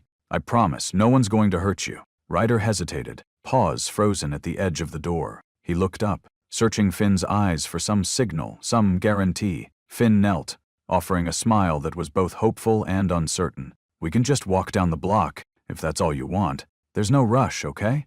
After a few moments of trembling indecision, Ryder inched forward, every muscle tense, tail tucked tightly between his legs. Outside, the world seemed enormous. The scents of cut grass and old rain, the distant bark of another dog, the rattle of a passing skateboard. Each new sound made Ryder flinch. They reached the park, a pocket of green in the city's heart. Finn moved slowly, talking to Ryder in a low, soothing voice, keeping the leash loose, letting him set the pace. Ryder sniffed at a flower, then at a patch of clover, his nose twitching with curiosity and fear. For a brief moment, it seemed he might relax.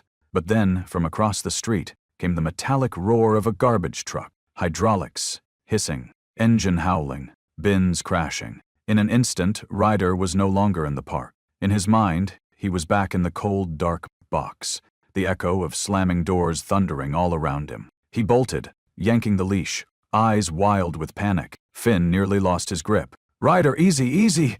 It's okay, I'm here!" Finn dropped to his knees, anchoring himself, gently wrapping his arms around the terrified dog. Ryder struggled, claws scrabbling at the sidewalk, heart racing. Only Finn's steady embrace, and his voice, soft but unwavering, kept Ryder from running blind into the street. A few feet away, Joey paused on his morning walk. He had been watching Finn and Ryder from a distance, still wrestling with his own old fears of dogs, but unable to ignore the bond growing before his eyes. He saw now the way Finn held the puppy, gentle, patient, never forcing, never scolding. Finn pressed his forehead to Ryder's, breathing slowly, willing calm to seep into both of them. "It's just a truck, Ryder. Nothing's going to get you."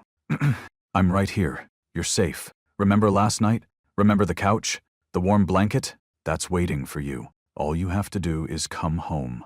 Ryder's panic faded by degrees. His shaking slowed. He looked up at Finn, searching for an anchor in the swirling storm of fear. Finn stroked his ears, letting time stretch as long as it needed to. "That's my brave boy," he whispered, tears prickling at his eyes. "We'll try again tomorrow, or the day after. No pressure, buddy. I'm proud of you." Joey lingered, was wrestling with something inside himself. At last, he called across the grass, his voice tentative. "He's a tough little guy, doing good, Finn." Finn glanced up, surprised. "Thanks, Joey. It's been rough, but I think he's worth it." Joey nodded, then hesitated. "You know, if you ever want company, someone to walk with maybe, I could try.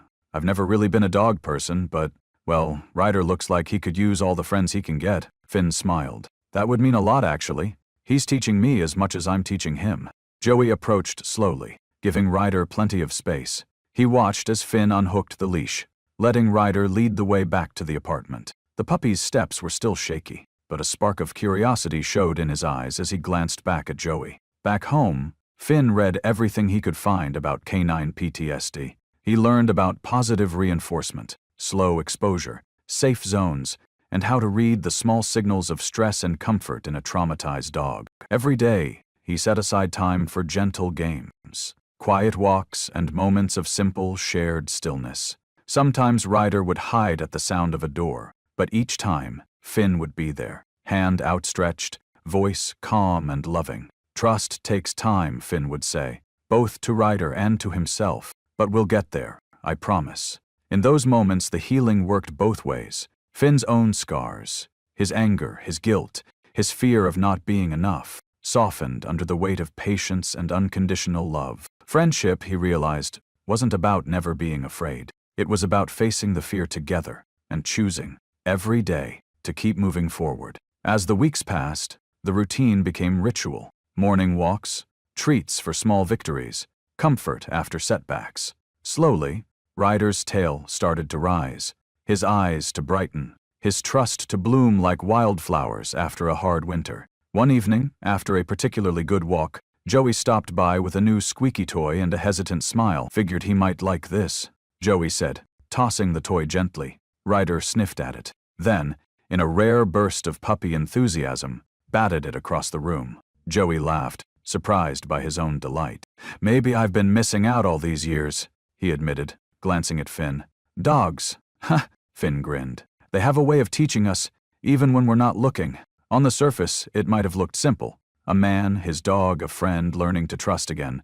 But underneath, there was a battle raging. A fight for peace, for healing, for a future free from fear. True friendship is not born in easy moments, but in the hardest ones, when we choose to stay. And sometimes, when we least expect it, the world notices. A surprise was coming from the community, a sign that, even in the darkest places, hope can find its way back. Sometimes it takes just one honest voice to ripple through an entire city. Sometimes the story of a single survivor can crack the shell of silence and change hearts in ways no one could predict. One evening, as the sun faded behind the rooftops of Portland, Finn sat at his kitchen table. Ryder curled at his feet, both finally at rest after a long day. Finn's mind replayed everything, the horror, the hope, the countless small victories, and he felt a tug, a need to speak, not for sympathy, not for justice, but for every silent animal and every struggling soul who ever wondered if the world could care. He opened his laptop, took a deep breath, and began to type. This is Ryder's story, he wrote, his fingers shaking, and this is how I nearly lost him. How cruelty, silence, and fear almost took everything from us both. He wrote of the night at the hospital, the race against time, the trembling hours on his apartment floor. He wrote of Dr. Harper's relentless compassion and of Joey, the neighbor who'd changed his mind about dogs. He ended simply, if you see pain, don't look away. Speak, help, love, because you never know whose life you might save. With a last glance at Ryder, who met his gaze, trusting and a little tired, Finn clicked share,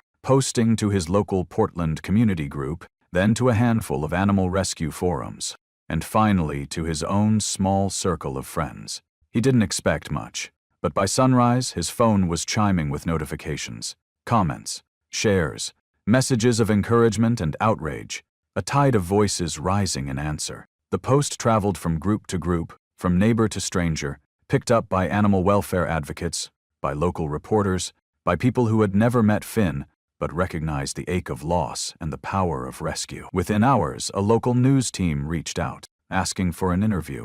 We want to share Ryder's story, the producer said, so people understand the cost of cruelty and the courage it takes to fight it. Finn hesitated, worried about the attention, but one look at Ryder, who now curled peacefully on the couch, and he nodded. If it helps even one other animal, it's worth it. The next day, cameras crowded Finn's small apartment. Ryder, shy but curious, watched from his spot in the sunlight as Finn told their story, his voice sometimes trembling, sometimes fierce. Dr. Harper stopped by, lending her calm authority and heartfelt passion to the cause. The interview aired that evening, and Portland took notice.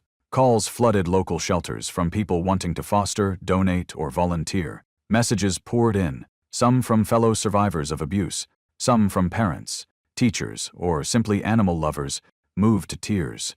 Ryder became a symbol not only of survival, but of the power of kindness, and the need to speak up. On the street, strangers stopped Finn to say thank you. Your story gave me courage to report what I saw, one woman confided, her hand resting over her heart. You made me see my own rescue dog differently, another neighbor admitted. But the most surprising change was closer to home. Joey, the neighbor who once kept his distance, now lingered outside Finn's door, nervously clutching a new tennis ball. Hey, he ventured, voice gruff. Think I could, try playing with Ryder for a bit? I read the article, saw the news, kinda made me think I've been wrong about a lot of things. Finn smiled, genuine and grateful. I'd like that. Ryder's always up for a new friend. Cautiously, Joey sat on the floor, rolling the tennis ball a short distance. Ryder eyed him, uncertain at first, then crept forward, sniffing. In a burst of courage, Ryder pawed the ball back toward Joey, who broke into a surprised, delighted grin. Good boy, Joey said softly, as if the words were a new language. Good boy. The ripple effect spread throughout the apartment complex. Neighbors dropped by with treats, old blankets, even donations for the local shelter. People who had never spoken to each other before now connected over Ryder's journey, drawn together by a story that reminded them how thin the line between despair and hope can be, and how much difference a helping hand can make. Still, not everything was fixed. Finn knew that Ryder's scars, visible and invisible, ran deep. Even as messages of love poured in, Ryder would sometimes shrink from loud voices or unexpected touches, flinching at memories that no camera could capture. But now, they were not alone. The whole city seemed to lean in, offering support, shining a light into the dark corners where silence once ruled. As the story of Ryder and Finn reached further, shared in classrooms, posted on community bulletin boards, picked up by national animal welfare groups, it became something more than a headline. It became a call to action, a reminder that even the smallest kindness can start a revolution. One story, bravely told, can shake a whole community awake. But Ryder's fight wasn't over. Healing, Finn knew, would be a long road. The world was watching now, and Ryder would need every ounce of courage to face what came next. Healing is rarely a straight line. For Ryder, every sunrise marked another chance to start again, a day to test old wounds against new hope, to discover how much courage still lived inside his battered heart. One golden afternoon, Finn knelt at the edge of the city park, feeling the crisp grass beneath his hands. Ryder pressed close to his knee, tail wagging uncertainly, eyes darting from Finn to the unfamiliar world around them. Joey waited nearby, arms folded, keeping a respectful distance but ready to help if needed. Finn had done his homework. The viral story had connected him to a remarkable resource. Sarah, a local dog trainer and trauma specialist, known in the rescue community for her gentle strength. She met them in the shade of an old oak, her voice calm, her eyes warm and full of understanding. "Ryder," Sarah said, crouching down and holding out her hand. "Palm up. It's okay. We're going to go slow. You call the shots, not me." Ryder hesitated, then, emboldened by Finn's reassuring touch, crept forward and sniffed Sarah's hand. She offered him a tiny treat. He took it, shy but curious, then retreated back to Finn's side. Sarah smiled. "That's all I ask for today." The group gathered in a quiet corner of the park. Sarah walked Finn and Joey through the basics of trauma recovery for animals. "Dogs like Ryder have learned that the world can turn on them in a moment," she explained. "We don't erase the fear. We help them find new ways to face it. Gentle exposure, lots of praise, and, above all, patience." For the first exercise, Sarah dropped a set of keys to the ground, just a soft clink. Ryder flinched, his ears folding back, but Finn stayed calm, whispering encouragements. "You're safe. It's just keys, buddy. I'm here." Again and again, Sarah created gentle, manageable challenges. The sound of a distant skateboard, the slam of a park bench, the bark of another dog. Each time, Finn rewarded Ryder for staying, even if it was only for a few seconds. Ryder's tail flicked with cautious hope, his gaze finding Finn's, searching for approval. Joey watched, quietly moved by the transformation. He saw how every moment, every frightened pause, every tentative step forward, was a victory. He found himself cheering for Ryder, not just as a neighbor, but as a friend. After an hour, the group settled in the grass. Ryder curled up at Finn's feet, eyes half closed, body no longer tense, but boneless with relief. Sarah nodded, her approval clear. "He's a fighter. You both are." Finn smiled, exhaustion and gratitude mingling in his eyes. "I used to think fixing things meant making them go back to the way they were before. Now I know it's about building something new, even if it's slow." Sarah glanced at Ryder's ears. "Still scarred, but healing. Physical scars fade. It's the ones inside that need the most time. But with love and patience, even the deepest wounds can become part of a new story." Joey piped up. "He's already taught me a lot, mostly about not giving up." The session ended with one final exercise. Sarah gently tossed a rubber ball nearby. To everyone's surprise, Ryder trotted toward it, slowly, then with growing confidence. Nose low, tail lifted. He pawed at the ball, then looked back at Finn as if to say, "See? I can do this." Finn's heart swelled. He crouched and opened his arms.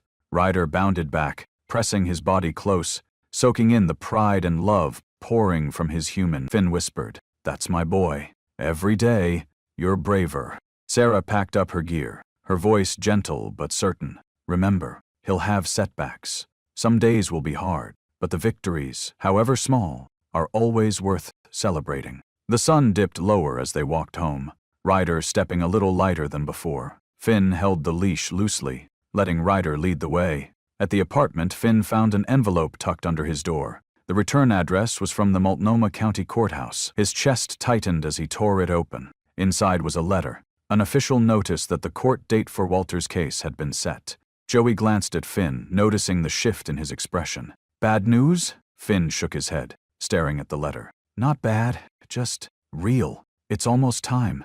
Ryder padded over, pressing his head to Finn's thigh as if sensing the weight in his heart. Finn knelt down, burying his face in Ryder's fur, drawing strength from the steady rhythm of a heart that refused to give up. The past would never be erased, but here, in the golden light of the park and the quiet of a small apartment, Finn realized that a second chance was not a gift given freely. It was something earned, every day, with patience, love, and faith. The future was uncertain, but together, they were ready to face it. Soon the judgment of a courtroom and a city would arrive. The courthouse was a modest building, old brick and stone softened by the afternoon sun.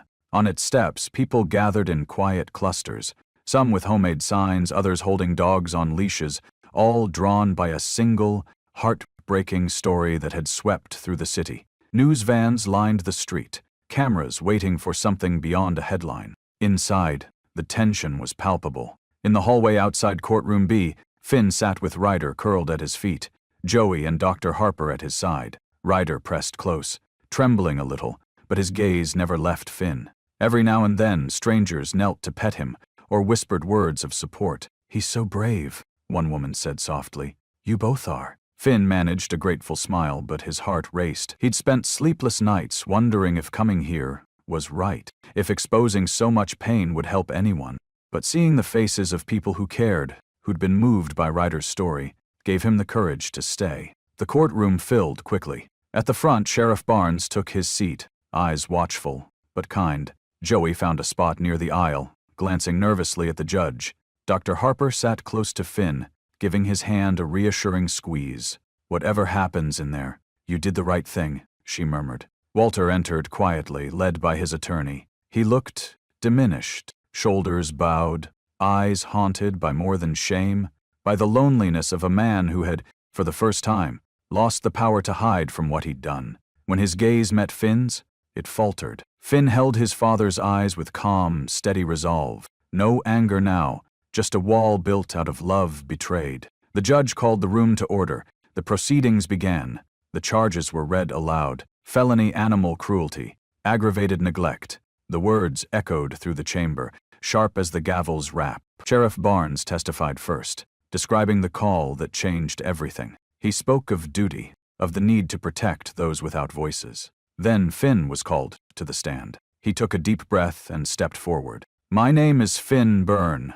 Ryder isn't just a dog, he's family. I almost lost him because someone I trusted couldn't see past his own pain. I don't want revenge. I want to know that no one else will have to suffer like Ryder did." He told the story as simply as he could, the freezer, the frantic drive, the long nights of fear and hope. He looked at Walter, but saw only a stranger lost in his own guilt. Dr. Harper's testimony brought the room to silence. She spoke not only of Ryder, but of every animal she'd seen hurt by indifference or rage. "Compassion isn't a luxury," she said, voice trembling with conviction. "It's a responsibility. When we care for the voiceless, we care for the best in ourselves. Ryder survived because people refused to look away. That's what matters." Walter's lawyer tried to defend, to point to stress, to say it was a moment's lapse, but Walter shook his head, tears finally breaking through. For the first time, he stood, unsteady, unmasked, and addressed the court himself. "I don't expect forgiveness," he said, voice hoarse. "I let my anger destroy something pure. That's on me. All I can do is face what I've done." The judge's words were measured and solemn. Cruelty to those who cannot fight back is an offense that wounds not only its victims, but the soul of a community. This court finds you guilty. You are sentenced to a period of community service at the local animal shelter, mandatory counseling, and a ban on animal ownership for 10 years. Justice is not only about punishment, but about restoration. I hope you use this time to heal the parts of yourself that hurt others. Walter sat down, head bowed, shoulders shaking with silent sobs. The spell of his anger and pride was broken at last. Finn watched, his heart heavy but resolute. He met his father's eyes as they led Walter away, not with rage, but with a quiet certainty that the cycle had ended here. He nodded, a gesture not of forgiveness, but of release. Outside, the crowd had grown. Reporters rushed for comment, but Finn shielded Ryder, cradling him as they walked through a sea of well-wishers. Joey placed a hand on Finn's back, steadying him. Dr. Harper smiled through tears. "You did it," she whispered. "You broke the circle." For the first time in months, Finn felt the tightness in his chest begin to ease. He looked at Ryder, who, despite it all, still wagged his tail, still trusted the world enough to hope. "A new chapter, buddy," Finn murmured, as the city opened before them, full of uncertainty but also of promise.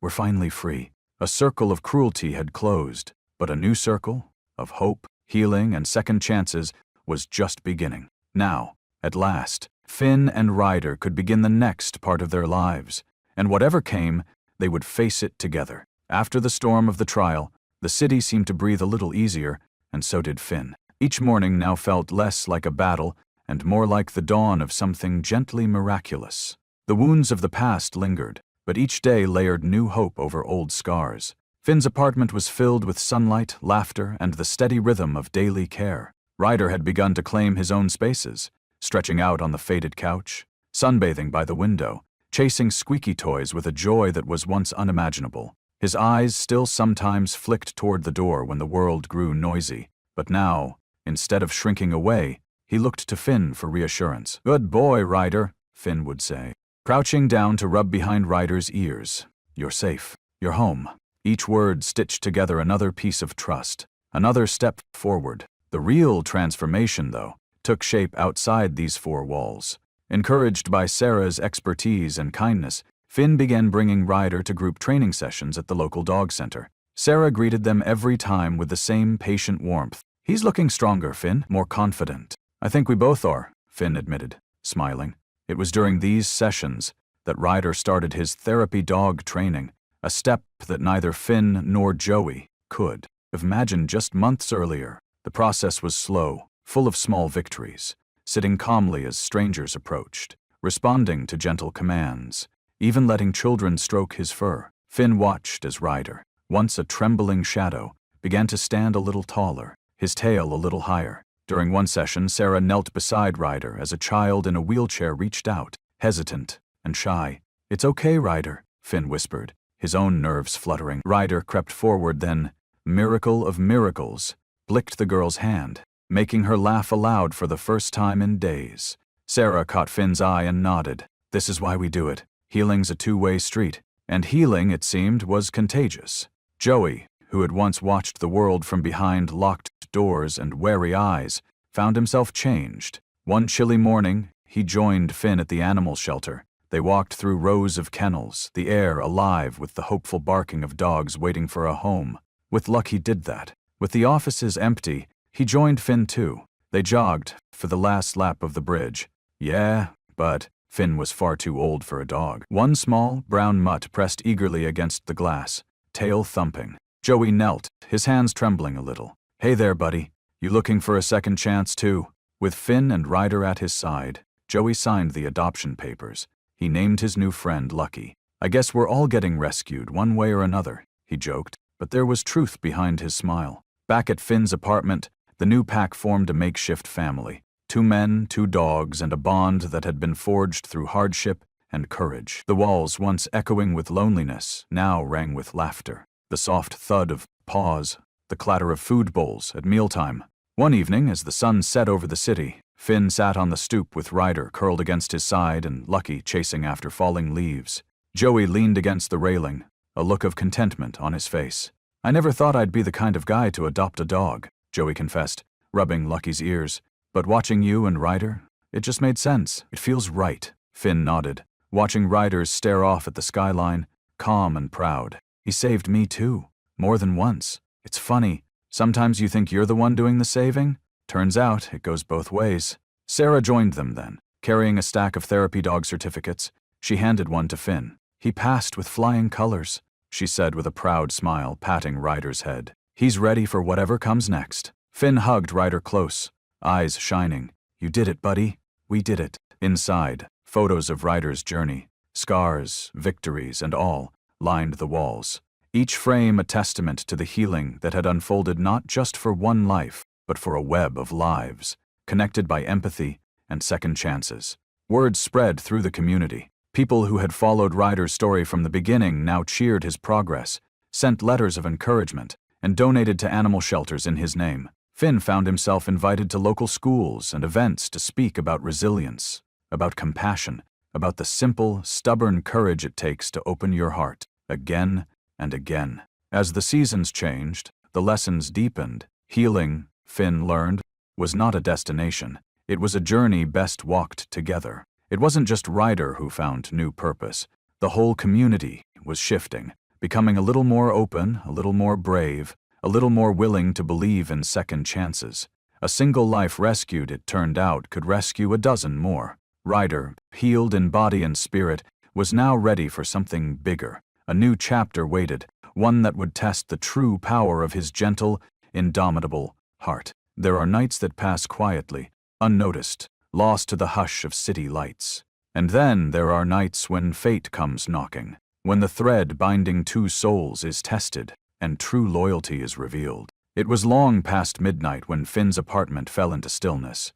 Ryder, now stronger and more settled, lay curled at the foot of Finn's bed, ears occasionally flicking at distant city sounds. The apartment was washed in silver light from the window, peaceful in a way that still felt new, still fragile. But beneath the quiet, a storm was brewing, one Finn never saw coming. Finn had felt off all day. He'd brushed it aside, just exhaustion, he'd told himself, or maybe the tail end of a cold. But as the hours crept by, his breaths became shorter, his chest tighter. He'd forgotten, almost, what it felt like to struggle for air. He hadn't had an asthma attack in years, but that night, as the world grew silent, the old fear returned. He woke with a start, sitting upright, gasping. The inhaler on his nightstand seemed impossibly far away. Finn fumbled for it, but his hands shook so badly it clattered to the floor, spinning out of reach. Each breath came harder than the last. Ryder was instantly alert. He sprang to his paws, whining softly, nudging Finn's hand. Finn tried to soothe him, but the words wouldn't come, just a harsh, rattling gasp. Panic flared in Ryder's eyes as he watched his human struggle. All the lessons, all the healing had led to this moment. Could Ryder trust himself and the world enough to call for help? Ryder bolted from the room, claws scrabbling on the hard wood. He raced to the front door and began to bark, sharp, urgent, nothing like his usual gentle voice. He barked and barked, slamming his paws against the wood, desperate to wake someone, anyone. Across the hall, Joey jolted awake. At first, he was annoyed, groaning, "What is it, Ryder? Quiet, man." But the barking didn't stop. Joey heard something else. A strange silence from Finn's side. No comforting words, no laughter, just the frantic pleas of a dog in distress. Joey threw on his coat and ran across the hallway. He banged on Finn's door, shouting, "Finn, you okay?" No answer. Joey hesitated for only a second, then kicked the door open, rushing inside. He found Finn on the floor, struggling for breath, face pale. Ryder was pressed close, whining, pawing at Finn's chest as if trying to keep his heart beating. Joey dropped beside them, grabbed the inhaler and guided it to Finn's lips. "Breathe, Finn, come on. Hang in there, buddy." He called 999 with trembling hands, barking out the address. Ryder hovered nearby, eyes wide, not daring to leave Finn's side, even as sirens wailed in the distance. Minutes later, AMTs burst into the apartment, rushing Finn onto a stretcher, oxygen mask in place. "If it wasn't for your dog and your neighbor, this could have ended badly," one medic said as they loaded Finn into the ambulance. Joey stood outside with Ryder, stroking the dog's head, voice low and shaky. "You're a hero, you know that? You saved him." At the hospital, Finn drifted in and out of consciousness. When he finally awoke, harsh fluorescent lights burned overhead. He blinked, disoriented. But the first thing he saw was Ryder, muzzled, tail wagging furiously, sitting beside the bed. Joey was there too, a steady presence, his voice full of relief. "Hey man," Joey said quietly, "your little guy wouldn't let anyone near you till he knew you were okay. You should have seen him.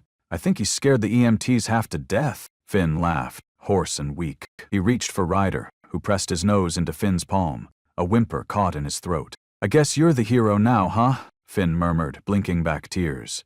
You saved me, Ryder. You really did. Joey grinned, wiping his eyes. Guess you two are even. Looks like you need each other after all. Finn lay back, holding Ryder close, overwhelmed by the magnitude of what had happened. He thought back to all those nights he'd whispered, "You're safe now. I won't let anything happen to you." He never realized it would be Ryder, once so broken, so afraid, who would return that promise tenfold. For the first time, Finn understood. Maybe he hadn't saved Ryder at all. Maybe it was Ryder who'd been sent to save him. Word of Ryder's heroism quickly spread, carried on social media, in local news, and through the community that had rallied behind them from the very start. Their story became more than a tale of rescue and survival. It became a testament to the unbreakable bond between a dog and his human, and to the truth that love, when given the chance, finds a way to heal everyone it touches. The world would soon know what Finn already did. True loyalty is not just about standing by someone's side, but about being their lifeline when hope is slipping away. And Ryder, against all odds, had become that lifeline. As Finn rested in the hospital, hand curled around Ryder's paw, he whispered, "We're a team, buddy. We always will be." Their story, once small and fragile, was now unstoppable, an anthem of hope echoing far beyond their little apartment, out into a world that needed reminding. Sometimes, salvation arrives on four paws and with a heart wide open, and their journey was far from over. News travels quickly in Portland, especially when it's news that inspires. The story of Finn and Ryder had already touched thousands, a tale of brokenness and redemption, of second chances and healing. But after Ryder's late-night heroics, after the world saw the rescued become the rescuer, something extraordinary began to unfold. Kindness, it turned out, was contagious. In the days after Finn's hospitalization, the little apartment became a hub for something larger than either he or Ryder could have imagined. Cards and homemade cookies arrived at their door, along with letters, some handwritten, some drawn in crayon, telling Ryder he was a very good boy, and Finn, he was a true friend. People dropped by not just to check on Finn, but to meet the dog, whose courage had given so many a reason to hope. Joey, once the gruff, distant neighbor, now hosted sidewalk gatherings. He'd introduce Lucky, his own rescued dog, and tell everyone, if Ryder can forgive, if Finn can care this much, maybe we all can do a little better. Kids from the building brought tennis balls and treats, eager for a wag of Ryder's tail or a high five from Lucky. It wasn't long before the impact grew beyond their street. At local schools, teachers shared Finn and Ryder's story as a lesson in empathy and bravery. One fourth-grade class made a banner, "Be kind, be like Ryder," and hung it in the cafeteria. Churches, scout troops, and even a few small businesses joined in, collecting food and supplies for the city's animal shelters. The effect was unmistakable. Shelter workers reported a wave of new families coming to adopt or foster, inspired by a single survivor's journey. Dogs and cats, once overlooked, found homes with people who understood that broken things could be mended, and that love, sometimes, started with a single uncertain leap of faith. But perhaps the most touching change happened just across the hall. For as long as Finn could remember, the little boy in 3B Ely had been terrified of dogs. No one blamed him. A bad experience as a toddler had left him wary of every bark and wagging tail. But Eli watched, day after day, as Ryder greeted neighbors with gentle patience, never rushing, never barking loudly, just waiting. One afternoon, Eli lingered in the hallway, his eyes wide, hands clenched. Joey noticed first and crouched beside him, Lucky sitting obediently at his heel. "Would you like to pet Lucky?" Joey asked gently. Eli shook his head, but then glanced at Ryder, who sat calmly at Finn's side. Finn knelt, smiling softly. "Ryder's a therapy dog in training. He's really gentle. Would you like to try?" Eli hesitated, then took a tiny step forward. Ryder didn't move, just wagged his tail and let out a low, reassuring whine. Eli reached out, trembling, and touched Ryder's fur. The whole hallway seemed to hold its breath. Ryder licked Eli's hand, slow and careful. Eli gasped, then giggled, relief flooding his face. "My dad says I can never have a dog," Eli whispered. "But if I could, I'd want one just like Ryder." Joey ruffled Eli's hair. "Maybe someday, kiddo." But that night, Finn found a note taped to his door. In Eli's careful handwriting, "Thank you for letting me try. I'm not scared anymore." A month later, Eli's family adopted a small, nervous shelter dog. The first walk they took was with Finn and Ryder at their side. Word of all this made its way online.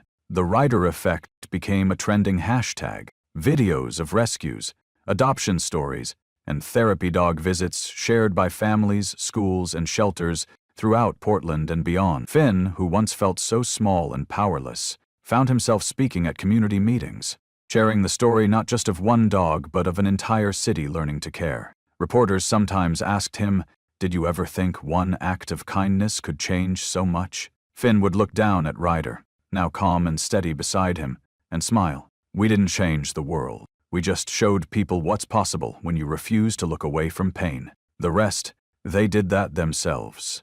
The lesson was simple but profound. It only takes one person, one dog, one moment to start a chain reaction. A wave of goodwill, a ripple of empathy, spreading out, touching lives in ways no one could predict. As the movement grew, so did Ryder's role. Invitations came from hospitals and schools, from veterans groups and counseling centers, asking if Ryder could visit, if the dog who'd survived so much could help others do the same.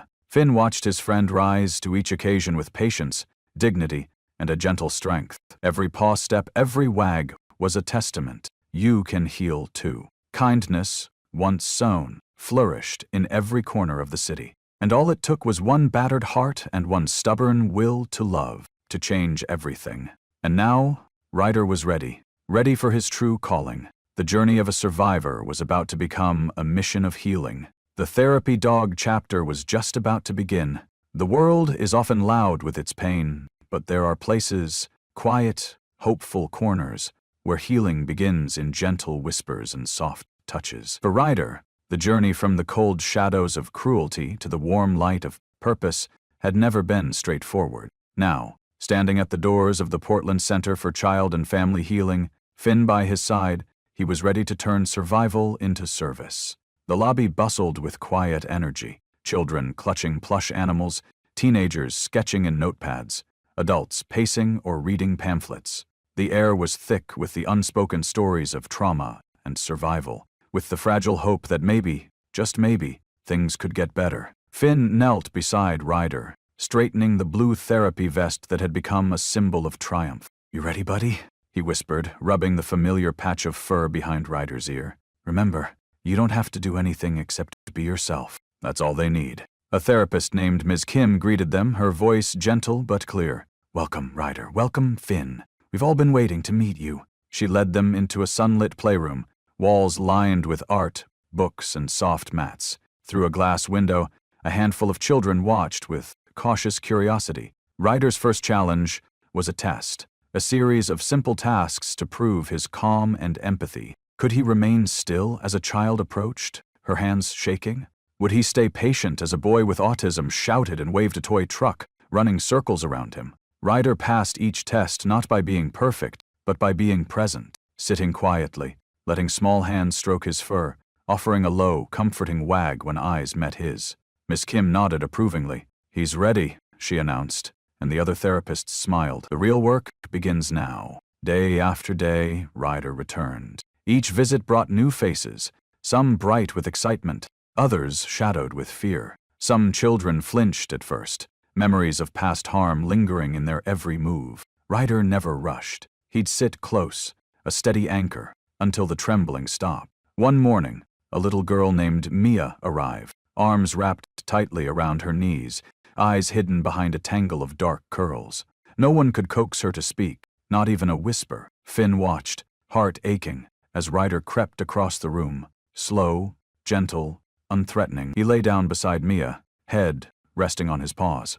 Minutes passed. Then, as if drawn by something older than words, Mia reached out, her small fingers tangling in Ryder's fur. He leaned in, warm and still. Mia's shoulders shook. At first, Finn thought she was crying, but then a faint giggle bubbled out. The room stilled, every adult holding their breath. "It's okay, Ryder," Mia whispered. "You're safe." Finn blinked back tears.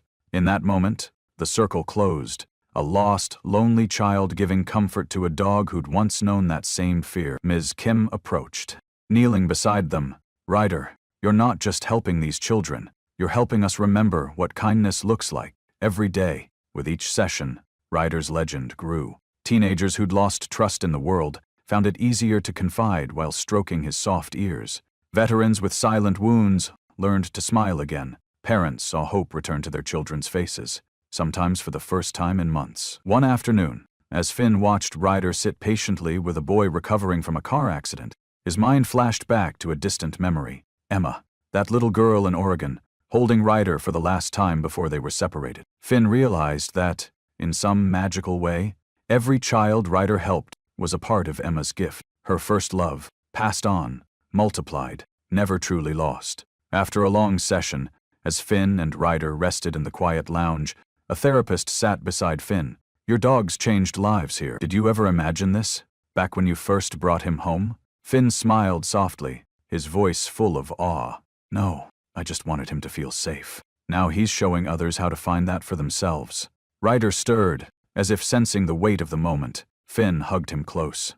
"You did it, buddy. You really did." As word spread of Ryder's work, his story began to appear in newspapers, on local news, and across the internet. Photos of Ryder comforting children, lying quietly by hospital beds or sitting patiently with those in pain, captured the hearts of thousands. Therapy dog Ryder, from surviving to healing others.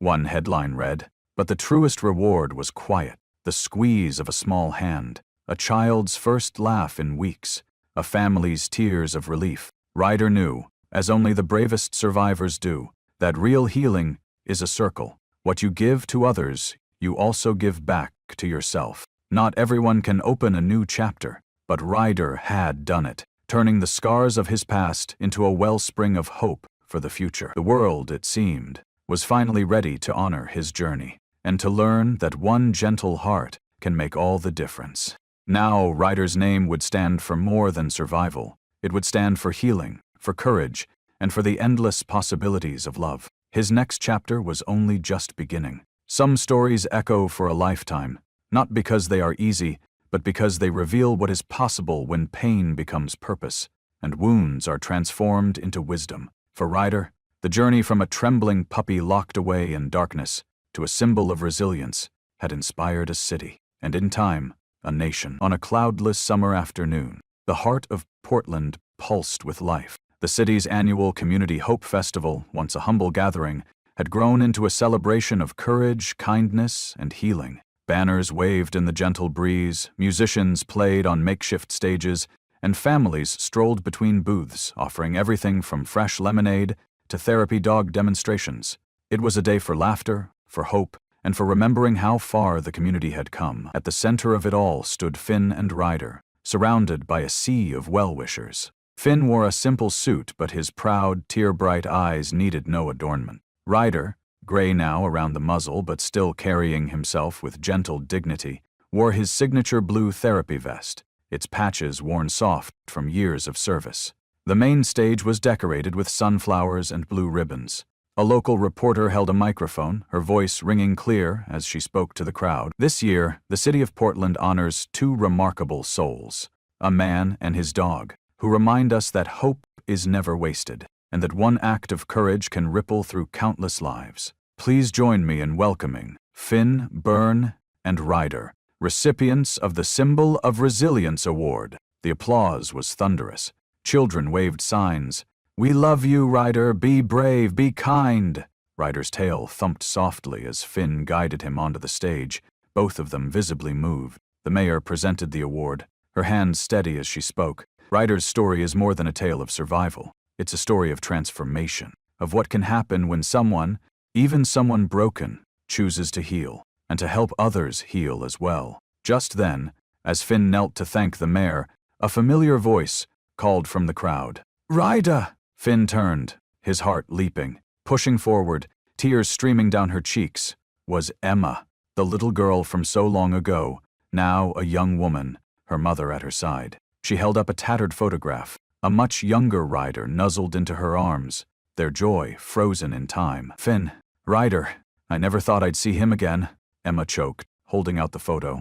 "He saved me when I was a child. I never forgot him, not once." Finn, his voice trembling, reached for her hand. "He never forgot you either." Ryder, sensing the wave of emotion, limped forward, his years of service showing in every step, and pressed his head into Emma's lap. She wrapped her arms around him, sobbing softly as her mother looked on, eyes brimming with gratitude. The crowd hushed, some wiping their own tears. In that moment, the story became real. Not just a local legend, not just a viral post, but a reunion of souls whose love had endured beyond years, miles, and heartbreak. Emma stood, holding Ryder's old photograph in one hand, the other gently stroking his fur. She addressed the crowd, her voice clear through the tremor. Ryder saved my spirit once, and now, seeing him save so many, I know he was meant for something greater than just being my friend. He was meant for all of us. Cameras flashed, capturing the tearful embrace. The local news would later run the story for days. The image of Emma and Ryder together again splashed across screens and newspapers, a living symbol of healing, forgiveness, and enduring love. Years passed, but the legacy only deepened. Ryder continued to serve as a therapy dog, now a fixture at hospitals, schools, and community events. Children would race to greet him, parents would thank Finn for sharing their story, and Ryder, though slower, though older, remained patient, kind, and always willing to listen. He was a comfort to the lonely, a guide for the lost, a gentle bridge between fear and hope. Inspired by Ryder's journey, Finn poured their story into a book. A light in the dark, the Ryder's story became a bestseller, spreading far beyond Portland. Letters arrived from all corners of the country, survivors of abuse, first responders, families who had found hope in their own battles. Finn responded to as many as he could, always ending with the same message: healing takes time, but you don't have to do it alone. Joey, once the distant neighbor, now a close friend, ran a local rescue that placed hundreds of dogs into loving homes. The shelter's logo, a silhouette of Ryder, head held high, became a beacon for those seeking second chances. In Ryder's twilight years, the city declared a Ryder Day, a time for adoption drives, kindness campaigns, and therapy dog demonstrations. Ryder would ride in the parade, draped in flowers, while Finn and Emma walked beside him, their bond unbroken. And finally, one golden afternoon, with Finn and Emma sitting quietly on the soft grass, Ryder lay between them. The breeze was gentle, the sun warm on his back. He lifted his head, gazed at his family, and closed his eyes, peaceful, content, knowing he had given everything he could. As word spread of his passing, the city mourned, but also celebrated. People planted sunflowers in his honor, painted murals, and donated to shelters. Finn wrote the final lines of their book. From the deepest dark, Ryder became the light that showed us how to love again. His life was not just a story, it was a legacy. From darkness, Ryder had become a beacon for an entire city, a guide, a healer, a reminder that love can outlast even the longest winter. Ready? Recorded. 3 was the trigger, and the whole went. And so, a small dog's courage lit the way for countless others, proving that one heart, once healed, can light 1,000 more. A single story, whispered from one soul to another, can become a legacy. And perhaps, as you carry this story with you, you'll find yourself looking at every creature, every broken thing, with new eyes. Because sometimes, the smallest spark can change the world. And in Portland, they would never forget the dog who taught them all how to shine. Ryder's journey reminds us that even in the darkest moments, love and compassion can spark change, not just for one life, but for entire communities. If Ryder's story touched your heart, what's one act of kindness you can offer to someone, human or animal, today? Share your thoughts below. Don't forget to like, share, and subscribe for more powerful stories of resilience and hope. Remember, every second chance, every gentle gesture, and every voice raised for the voiceless brings us closer to the world we all dream of. Thank you for joining us on this incredible journey.